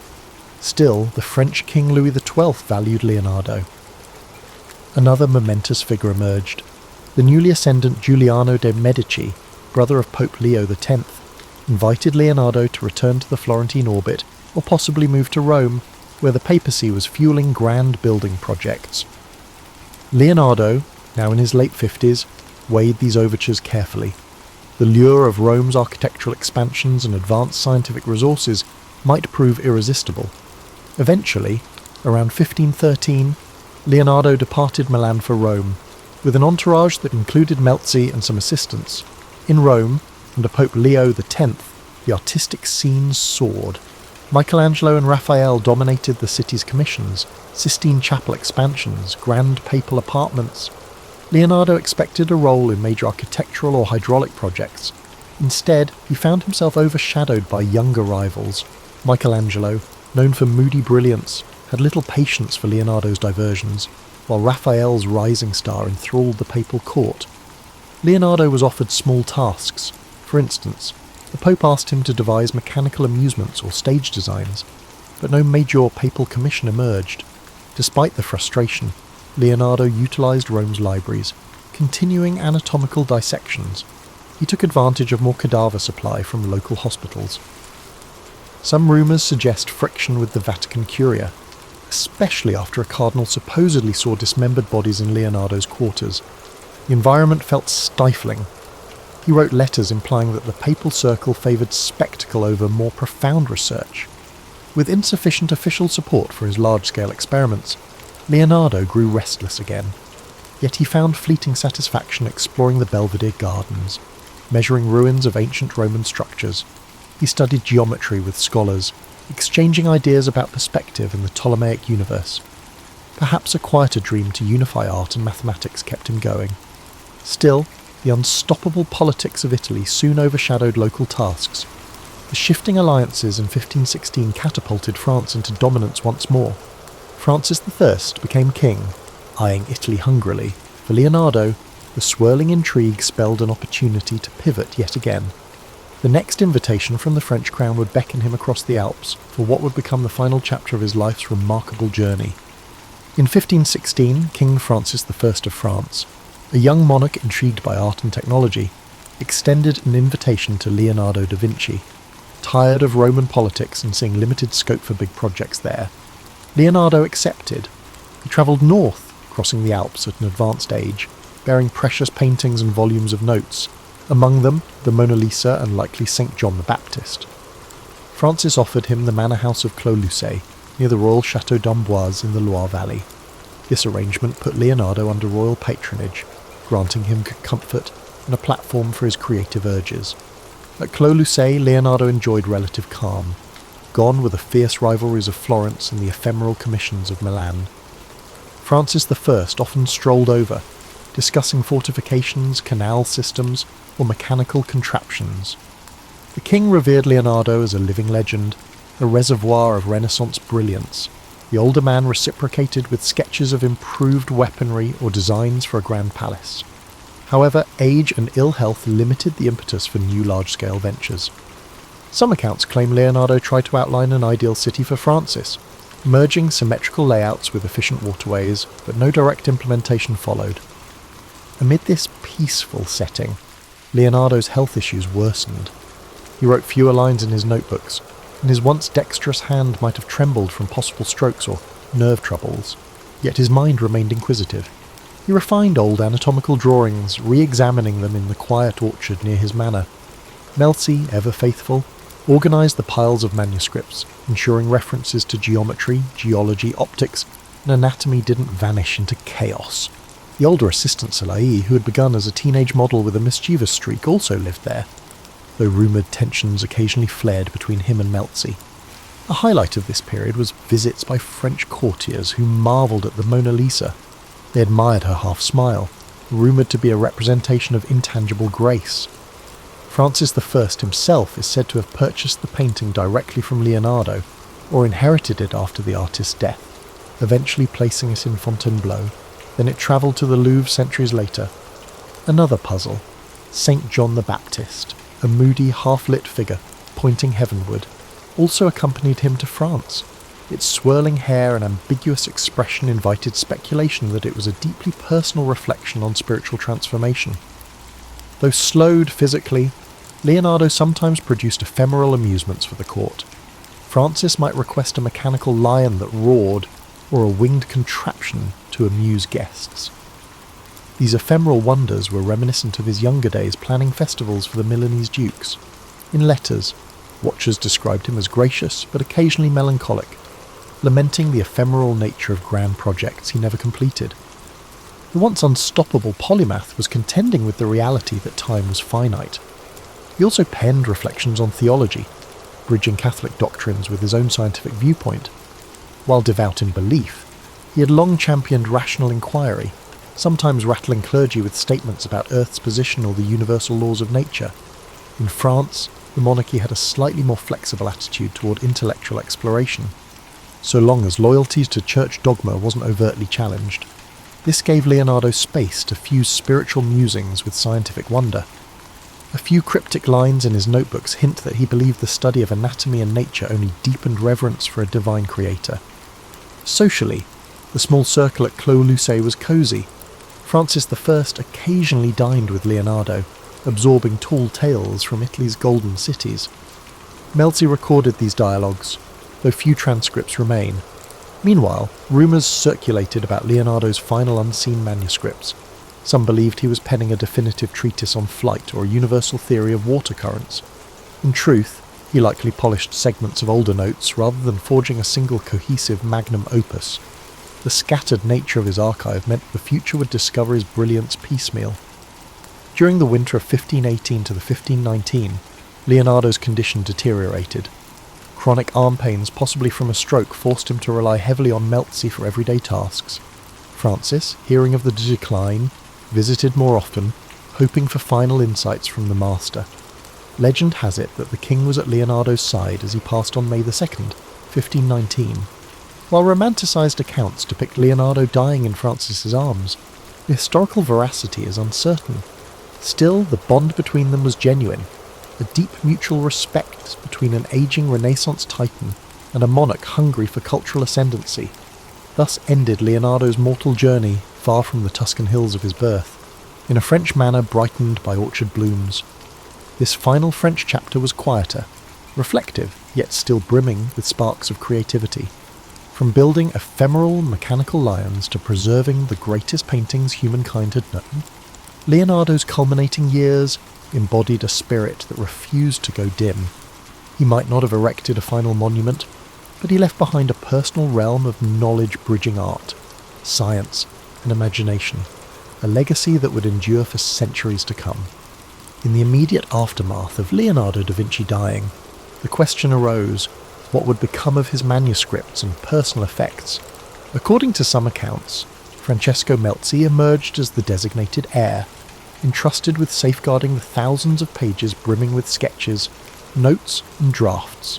Salai, an earlier companion, received certain paintings and minor possessions. Yet the sheer volume of Leonardo's papers posed a challenge. Melzi dedicated years trying to organise them, hoping to publish coherent treatises, but the scale was daunting. Over time, bits of the collection were dispersed, sold, or gifted by Melzi's heirs across Europe. This fracturing explains why Leonardo's notebooks eventually surfaced in places from Spain's royal libraries to British aristocratic collections, each chunk unveiled in irregular intervals. Europe of the 16th century recognised Leonardo's artistic brilliance. The Last Supper in Milan, though deteriorating due to his experimental fresco approach, was already hailed as an emotional masterpiece. The Mona Lisa, now in French royal possession, attracted courtly admiration for her haunting expression. Yet the fuller scope of his genius, engineering drawings, anatomical plates, or treatises on geometry remained largely hidden. The slow trickle of discovered manuscripts fueled centuries of fascination. In the 17th century, a few scientists glimpsed certain sketches, marvelling at advanced concepts of gear systems or diving apparatus, but it wasn't until the 19th century that broader scholarship systematically studied his codices, unveiling a mind centuries ahead of his era. Leonardo's immediate legacy in art was clearer. His painting style influenced a generation of Mannerists who admired his smoky transitions, sfumato, and atmospheric depth. Milanese artists, though overshadowed by the city's shifting political fortunes, carried forward elements of his approach. In Florence, students who'd glimpsed the aborted Battle of Anghiari mural adapted some compositional ideas, but the direct lineage was complicated. Leonardo left no formal academy. He taught a few pupils thoroughly, except for Melzi and a handful of others. The intangible aura of Leonardesque painting permeated the late Renaissance with its softness of edges and subtle interplay of light. Over the next centuries, as Baroque flamboyance rose, certain of Leonardo's works fell out of style. Others recognised them as timeless. The Last Supper, for example, underwent multiple restorations, each attempt often introducing fresh problems, leading to controversies about how much of Leonardo's original brushstrokes survived. Meanwhile, in the 19th century, Romantic and Victorian scholars resurrected the cult of the Renaissance genius. Leonardo emerged as a symbol of the solitary visionary, an introspective figure bridging reason and art. Writers like Walter Pater penned rhapsodic essays on the Mona Lisa, describing her as an enigma embodying centuries of emotion. Such effusions etched the painting's fame deep into Western cultural consciousness. Only in the modern age did the scale of Leonardo's scientific legacy become widely recognised. As more codices were catalogued, like the Codex Atlanticus or the Codex Arundel, historians realised that he had conceptualised flying machines, armoured vehicles and tension-based mechanical devices. He had studied wave patterns, sketched gear differentials, and dissected the human body with an exactitude unmatched for centuries. Art historians marvelled at how the same man who painted the lady with an ermine had also measured the mathematical proportions of reflection angles. The synergy of aesthetics and logic rendered him the archetype of the Renaissance man. Modern architects gleaned from his city planning concepts, while robotic engineers found preludes to modern mechanical linkages in his swirling diagrams. For a time, many described Leonardo as a man out of time, but recent scholarship refines that narrative. He was indeed extraordinary, but also a product of a vibrant milieu. Italian city-states teemed with cross-pollination from Greek, Roman, and Islamic knowledge. Leonardo built on the achievements of earlier polymaths, from the classical treatises of Archimedes to the reintroduced works of Alhazen on optics. Recognising that synergy doesn't lessen his brilliance, it situates him in the network that made such leaps feasible. Meanwhile, the mystique around Leonardo occasionally overshadowed more grounded truths. Tales of him finishing commissions in a single burst or conjuring bizarre contraptions for stage illusions became embroidered over time. The reality was that he left many tasks incomplete, struggled with perfectionism, and juggled ephemeral court demands. This tension between the unstoppable imagination and the practical burdens of day-to-day labour infuses his story with a human dimension. He wasn't some aloof superhuman, but an individual forging through the same complexities and distractions we all face, albeit with an incandescent spark few could rival. Thus, centuries after his passing, Leonardo's name resonates as the embodiment of creative ambition. Whether in art galleries, engineering labs, or philosophical debates, references to his fusion of imagination and observation abound. People see in him the ideal of curiosity unshackled, bridging the intangible rifts between art, science, beauty, and data. That intangible legacy, more than any single painting or device, might stand as the core reason we revere him. He left behind not just objects, but a testament that the quest for knowledge and mastery can, in the right hands, rewrite the boundaries of possibility. In contemporary times, Leonardo's legacy permeates cultural and scientific discourse in ways both lofty and mundane.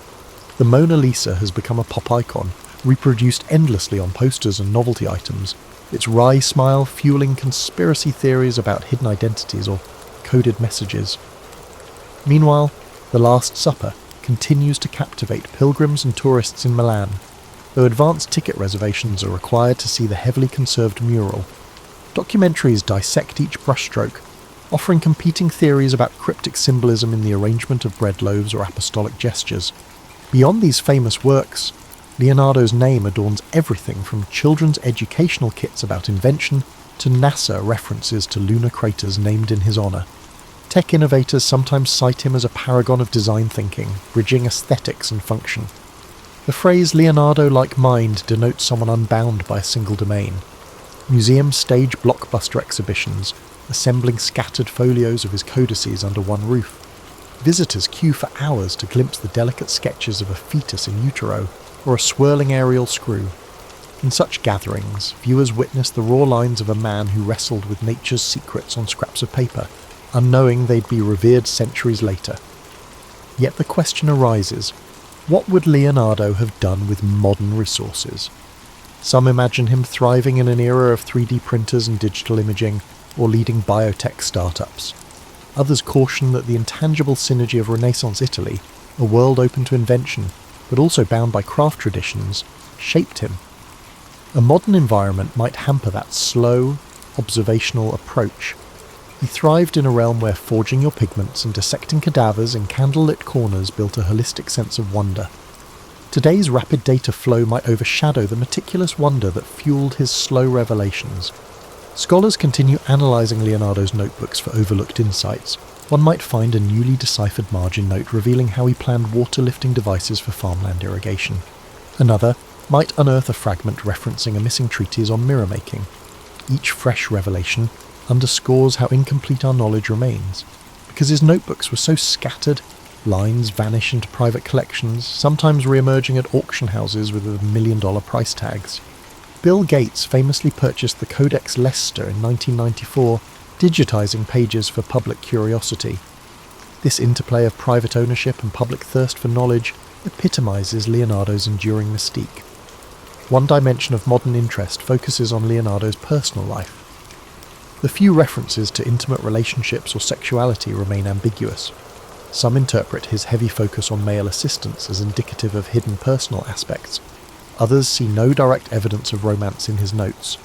He rarely wrote about personal feelings, preferring coded references or allegorical musings. The aura of secrecy around his private life parallels the guarded manner in which he protected his scientific methods, fueling endless speculation. At the same time, the notion of the incomplete genius resonates with modern anxieties about productivity. Leonardo's many half-finished paintings and ephemeral designs illustrate the challenge of reconciling curiosity with the finality of deadlines, in an age obsessed with completion and output. His story hints that the path of exploration, though meandering, can yield intangible but profound insights. That he never published his anatomical volumes didn't negate their brilliance. Their posthumous influence shaped fields from architecture to fluid dynamics. Many contemporary creatives draw solace in Leonardo's example. Creation can be iterative, perpetually in flux, and still crucial to progress. Even so, some critics note that praising Leonardo can overshadow other Renaissance figures, like Filippo Brunelleschi, who concretely built the Florence Dome, or Luca Pacioli, whose mathematics influenced him. They argue that the Leonardo legend occasionally romanticizes an era's synergy. While that synergy was real, credit goes to many. Leonardo's singular star shouldn't blind us to the collective genius of the period, but precisely because he integrated so many fields, art, science, engineering and anatomy, he became an enduring symbol for the entire Renaissance moment, capturing the fervour of bridging knowledge domains. Hence, in the 21st century, Leonardo da Vinci remains less a static historical figure than a living metaphor for potential. Each generation reinterprets him, plugging his name into the contexts as varied as STEAM education, cultural diplomacy, or brand marketing. The friction between the legend and the historical details keeps him relevant. People yearn for the secret of how a single mind could roam so broadly, producing both timeless artistic wonders and notebooks brimming with half-realised marvels. That tension between the completed and the fragmentary may well be Leonardo's final gift, spurring us to question how far our curiosity might take us if we refuse to erect barriers between the arts and sciences. The story of Leonardo da Vinci serves as a lens on lifelong reinvention. Born in a modest Tuscan setting, he navigated uneven patronage system, accepted partial successes, and found resilience in perpetual learning. Each city he lived in, Florence, Milan, Rome, and ultimately France, offered fresh vantage points, reminding us that mobility can spark renewal at any stage in life. Though he occasionally lamented incomplete tasks, he pressed forward, bridging discipline after discipline. It's worth extracting lessons from his approach. He cultivated an insatiable observational habit, scrutinizing swirling water, the geometry of a flower's petal, or the subtle shift of a face's muscles. Even in an era lacking cameras or modern labs, he gleaned universal patterns by focusing on the details. As midlife adults, we too can regain that sense of direct observation, whether it's noticing minor changes in a friend's demeanour or analysing complexities at work. A Leonardesque perspective encourages seeing anew, not coasting on assumptions. Another facet resonates with modern times, the synergy of creative expression and methodical research. Leonardo was no carefree dreamer. He systematically tested ideas, building prototypes, dissecting bodies, and refining pigments.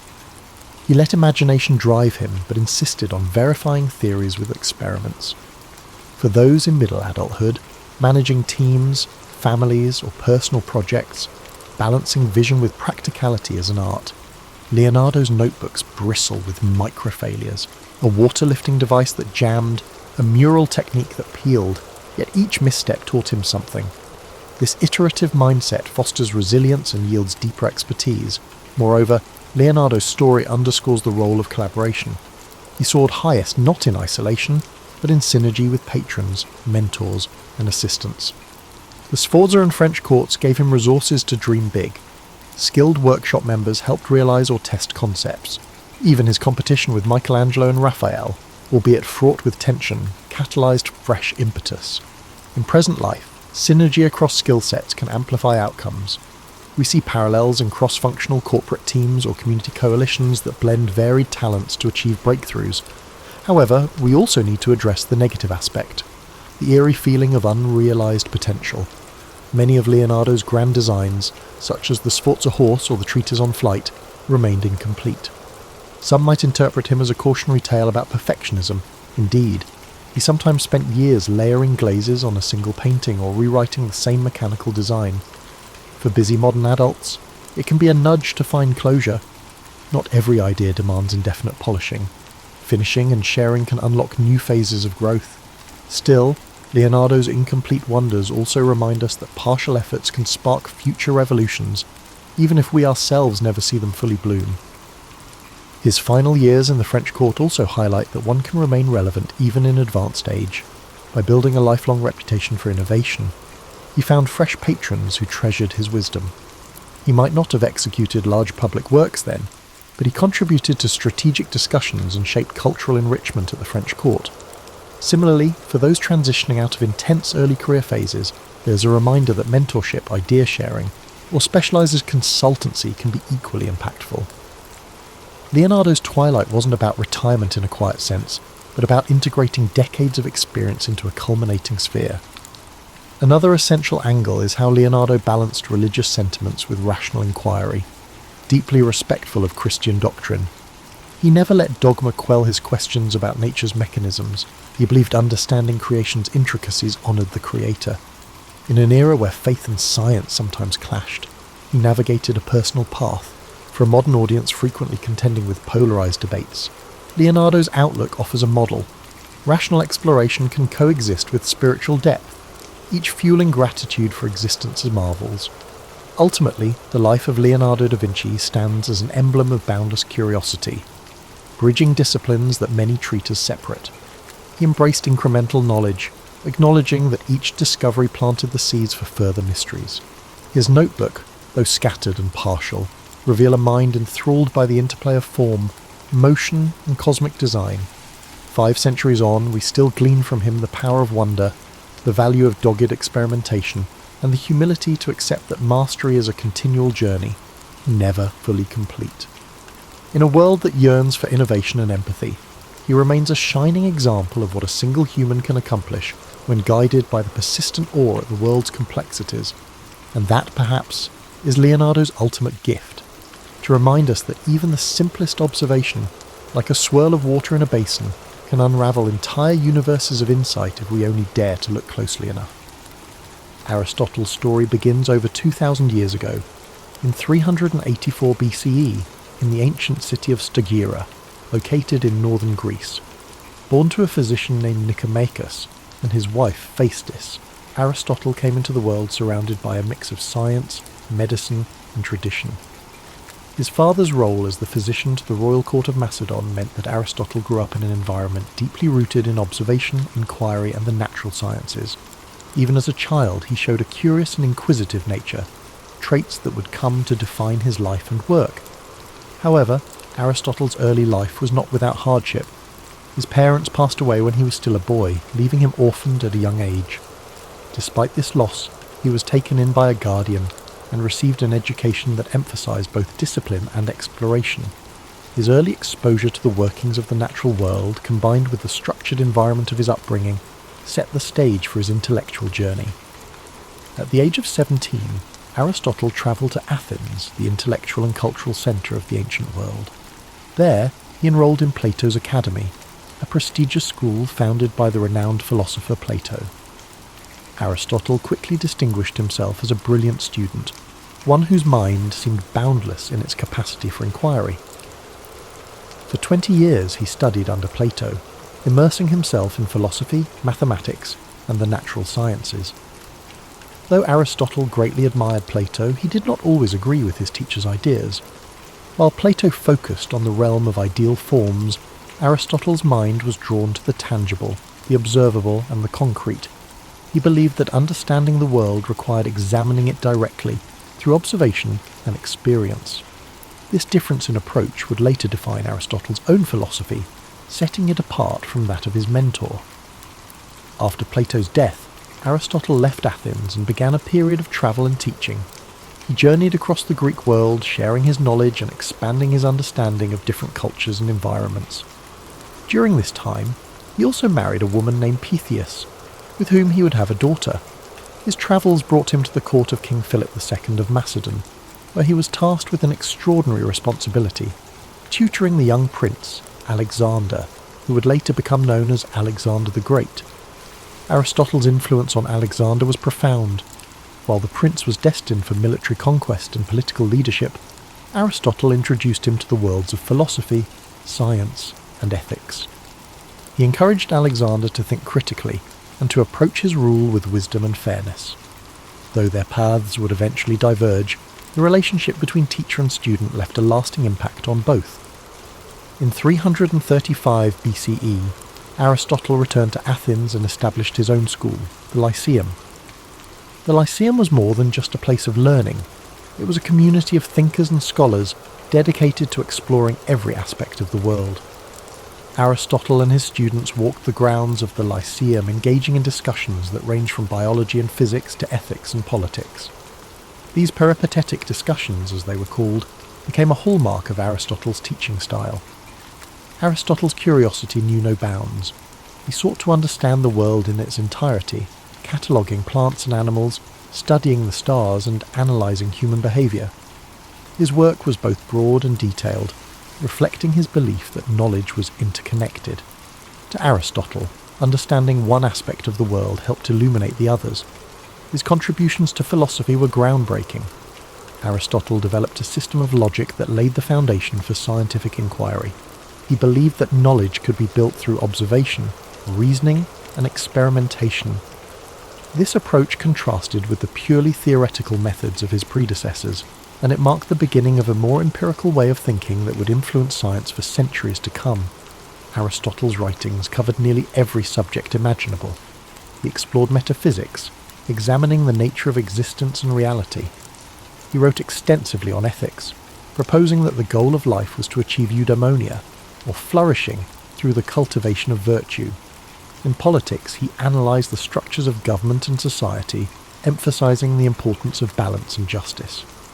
Yet, Aristotle was not infallible.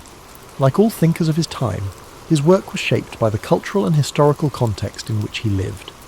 Some of his ideas, particularly those on natural hierarchy and gender roles, reflected the limitations of his era. Even so, his methods of inquiry and his commitment to understanding the world continue to resonate. As Aristotle's influence grew, so too did the challenges he faced. In his later years, political tensions in Athens made his position increasingly precarious. Following the death of Alexander the Great, anti-Macedonian sentiment in the city put Aristotle, with his ties to the Macedonian court, under scrutiny. Accused of impiety, he chose to leave Athens, reportedly saying that he would not allow the city to sin twice against philosophy, a reference to the execution of Socrates decades earlier. Aristotle spent his final years in the city of Chalcis, where he continued to write and reflect. He passed away in 322 BCE at the age of 62, leaving behind a legacy that would endure for millennia. His works, preserved and studied over the centuries, became a cornerstone of Western thought, influencing fields as diverse as science, ethics, politics, and art. As you reflect on Aristotle's life, let the calm rhythm of his story guide you into a peaceful state of relaxation. His journey reminds us of the power of curiosity, the value of inquiry, and the interconnectedness of all knowledge. Aristotle's life was not just about answers, it was about asking the right questions and seeking understanding in all things. Feel the quiet wisdom of his teachings as they settle in your mind, a gentle reminder that the pursuit of knowledge is a journey, not a destination. Let the story of Aristotle inspire you to embrace curiosity and to find wonder in the world around you. Now, as you drift off to sleep, Imagine the serene halls of the Lyceum, the soft murmurs of philosophical discussions, and the gentle rustling of leaves as Aristotle and his students walk under the shade of ancient trees. Let these images carry you into restful dreams, where the wisdom of the past illuminates the infinite possibilities of tomorrow. As you continue to relax, let the profound legacy of Aristotle's life unfold in your mind. His dedication to understanding the world wasn't just about acquiring knowledge. It was about seeking harmony, balance, and truth in everything around him. Aristotle believed that knowledge was interconnected, and through his teachings, he encouraged others to see the unity between the natural world, human behaviour, and the cosmos itself. Imagine Aristotle walking through the Lyceum, the warm sun filtering through the trees as he engaged in thoughtful discussions with his students. His words carried a sense of purpose, guiding those who followed him to think critically and observe the world with care. These walks, known as peripatetic lectures, were not just a means of sharing knowledge, they were a journey of discovery, where every step brought new insights and understanding. Aristotle's influence reached far beyond his own lifetime. His writings were preserved and studied by scholars throughout history, shaping the foundations of many disciplines. In the Middle Ages, his works became central to both Islamic and European philosophy, earning him the title of the philosopher among medieval scholars. His contributions to logic, ethics, and the natural sciences provided a framework for future thinkers, from Thomas Aquinas to Galileo Galilei. In the realm of ethics, Aristotle's concept of virtue remains timeless. He believed that the key to a fulfilling life was finding the balance between extremes, a concept he called the golden mean. For Aristotle, courage lay between recklessness and cowardice, generosity between stinginess and extravagance. This philosophy of moderation offers a calming and thoughtful perspective, reminding us that harmony often lies in balance. As you reflect on these teachings, let their wisdom bring a sense of calm and clarity. The idea that life's challenges can be approached with balance and thoughtfulness is a comforting reminder that, even in times of uncertainty, there is a path forward that brings peace and understanding. Aristotle's work on the natural sciences was equally revolutionary. He believed that observation and experience were the keys to understanding the world. He meticulously studied plants, animals, and celestial phenomena, striving to uncover the principles that governed their existence. His efforts to categorize and explain the natural world laid the groundwork for modern scientific inquiry, inspiring countless generations of researchers to follow in his footsteps. Picture Aristotle seated in quiet contemplation, surrounded by scrolls and diagrams, his mind alight with questions about the universe. The gentle hum of the world around him, the rustling of leaves and the distant chirping of birds served as the backdrop to his endless curiosity. This serene image reminds us of the beauty of learning and the quiet joy of discovery. In his exploration of politics, Aristotle emphasized the importance of community and the role of government in promoting the common good. He studied different forms of governance, analysing their strengths and weaknesses. His belief that humans are political animals underscores our innate desire for connection and cooperation.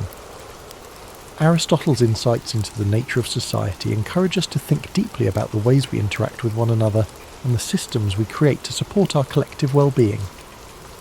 As the rain falls gently outside your window, imagine the ancient world Aristotle inhabited, a world filled with wonder, where the mysteries of existence invited exploration and understanding. Let his story remind you that curiosity is a gift, one that opens the door to endless possibilities. Now, as you drift deeper into relaxation, picture the stars shining above the Lyceum, their light guiding Aristotle and his students as they pondered the mysteries of life. The gentle rhythm of their footsteps, the soft murmur of their voices, and the stillness of the night create a peaceful atmosphere, one that invites you to find rest and serenity in your own journey. Aristotle's life was a testament to the power of inquiry, the joy of discovery, and the interconnectedness of all things. His teachings remind us that knowledge is not just about understanding the world, it's about finding our place within it and striving to live in harmony with ourselves and others. Let the quiet wisdom of Aristotle's journey settle into your thoughts as you rest. His legacy is not just one of intellectual brilliance, but of a life deeply dedicated to understanding the beauty and complexity of existence. Aristotle saw the world not as a collection of separate pieces, but as an intricate tapestry, where each thread is connected to the others in profound and meaningful ways. Imagine the calm serenity of ancient Greece, the golden sunlight cascading over the white stone columns of the Lyceum as Aristotle strolled its pathways, surrounded by students eager to learn. They debated, questioned, and explored every aspect of life, from the nature of the stars above to the behaviour of the animals in the fields nearby. Their conversations were filled with curiosity and wonder, a reflection of Aristotle's belief that every question, no matter how simple or complex, was worth pursuing. Aristotle's ability to bridge different disciplines was one of his greatest strengths. He saw no boundary between science and philosophy, ethics and politics, or art and nature. To him, everything was interconnected, part of a greater whole that deserved to be studied and understood. This holistic view of the world is a reminder of the beauty that lies in seeing the bigger picture, in understanding that each small piece contributes to something far greater than itself. As you drift further into relaxation, let the harmony of Aristotle's teachings bring you peace. His philosophy of balance and moderation encourages us to find calm in the chaos, to seek the middle ground where we can flourish. The idea of the golden mean is not just a guide for making choices, it is an invitation to live with grace and intention, to approach life with a steady and thoughtful heart. Picture Aristotle at his desk, surrounded by scrolls and notes, the flickering light of a lantern illuminating his work. The quiet hum of the night provides the perfect backdrop for his thoughts, as he meticulously records his observations and ideas. Each stroke of his pen represents a step forward in humanity's understanding of the world. This image is a reminder that even the grandest achievements begin with quiet moments of reflection and dedication. Aristotle's life was also a testament to resilience. Despite the challenges he faced, from personal loss to political exile, he never stopped asking questions, never stopped seeking to understand. His commitment to learning and teaching, even in the face of adversity, is a powerful reminder that knowledge and curiosity are forces that can overcome even the greatest obstacles. Now, as you relax and prepare to drift into sleep, imagine the gentle sound of waves lapping against the shores of ancient Greece, the rhythmic flow of the sea echoing the timeless nature of Aristotle's wisdom. His story reminds us that the search for knowledge is an endless journey, one that brings us closer not only to the world around us, but also to ourselves. Let your breathing slow as you picture the peaceful gardens of the Lyceum, where Aristotle's students gathered to learn and grow. The rustling of leaves in the wind and the soft murmur of philosophical discussions create a tranquil atmosphere, one that invites you to rest and reflect. As the calm of the night surrounds you, let the echoes of Aristotle's wisdom carry you further into a restful state. His life's journey reminds us of the power of patience and persistence, the idea that true understanding unfolds slowly, like the petals of a flower opening to the morning sun. Each step he took, each question he asked, was a step toward unravelling the mysteries of life. Imagine the gentle rhythm of Aristotle's daily routines at the Lyceum, the sun casting soft shadows over the gardens, where he and his students would walk and talk. The air would have been filled with the scent of blooming flowers and the distant sound of birds singing, creating a serene environment for thought and reflection. It was in these simple, unhurried moments that some of the most profound ideas in human history were born. Aristotle's approach to life and learning reminds us that it's okay to take our time, to explore the world with curiosity and wonder. He understood that knowledge is not something to be rushed. It is a lifelong journey, one that unfolds gradually and beautifully. This philosophy of patience and exploration is one we can carry with us, a gentle reminder to approach our own lives with care and intention. Aristotle often turned his gaze upward, marvelling at the vastness of the universe and pondering the mysteries it held. To him, the stars were not just distant points of light. They were part of a grand, interconnected cosmos, a reminder of our place within something far greater than ourselves. Let this thought bring you a sense of peace and wonder as you rest. Aristotle's teachings also emphasized the importance of community and connection. He believed that humans are social beings, meant to live and work together in harmony. His ideas about politics and ethics were grounded in this belief, highlighting the value of cooperation, fairness, and mutual respect. These principles continue to resonate, reminding us of the importance of building strong, supportive relationships with those around us. As you relax further, Imagine the soft murmurs of conversation in the Lyceum, the voices of students and scholars blending together in a gentle symphony of learning. The warmth of their shared curiosity and the strength of their connections created an environment where ideas could flourish. Let this image remind you of the power of community, the way it supports and uplifts us, even in our quietest moments. Aristotle's dedication to understanding the natural world was unparalleled. He believed that by observing and studying the world around us, we could uncover the principles that govern life itself. From the smallest insect to the vast expanse of the heavens, Aristotle approached every subject with the same level of curiosity and care. His work laid the foundation for countless discoveries, inspiring generations of thinkers to explore and question. Now, as you drift closer to sleep, picture Aristotle walking along a quiet beach at sunrise, the waves gently lapping at the shore. The golden light of dawn illuminates his path, a symbol of the new ideas and possibilities that each day brings. This peaceful scene reflects the quiet strength of his mind and the endless potential for discovery that lies within us all. Let your breathing slow as you embrace the calm and tranquility of this moment. The story of Aristotle's life is one of resilience, curiosity, and an unyielding desire to understand. His teachings remind us that no matter how complex the world may seem, there is always beauty to be found in the search for knowledge.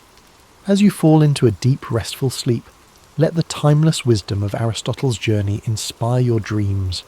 Imagine the serenity of the Lyceum, the warmth of shared ideas, and the quiet joy of exploring the mysteries of life. Thank you for spending this time with us at History and Sleep.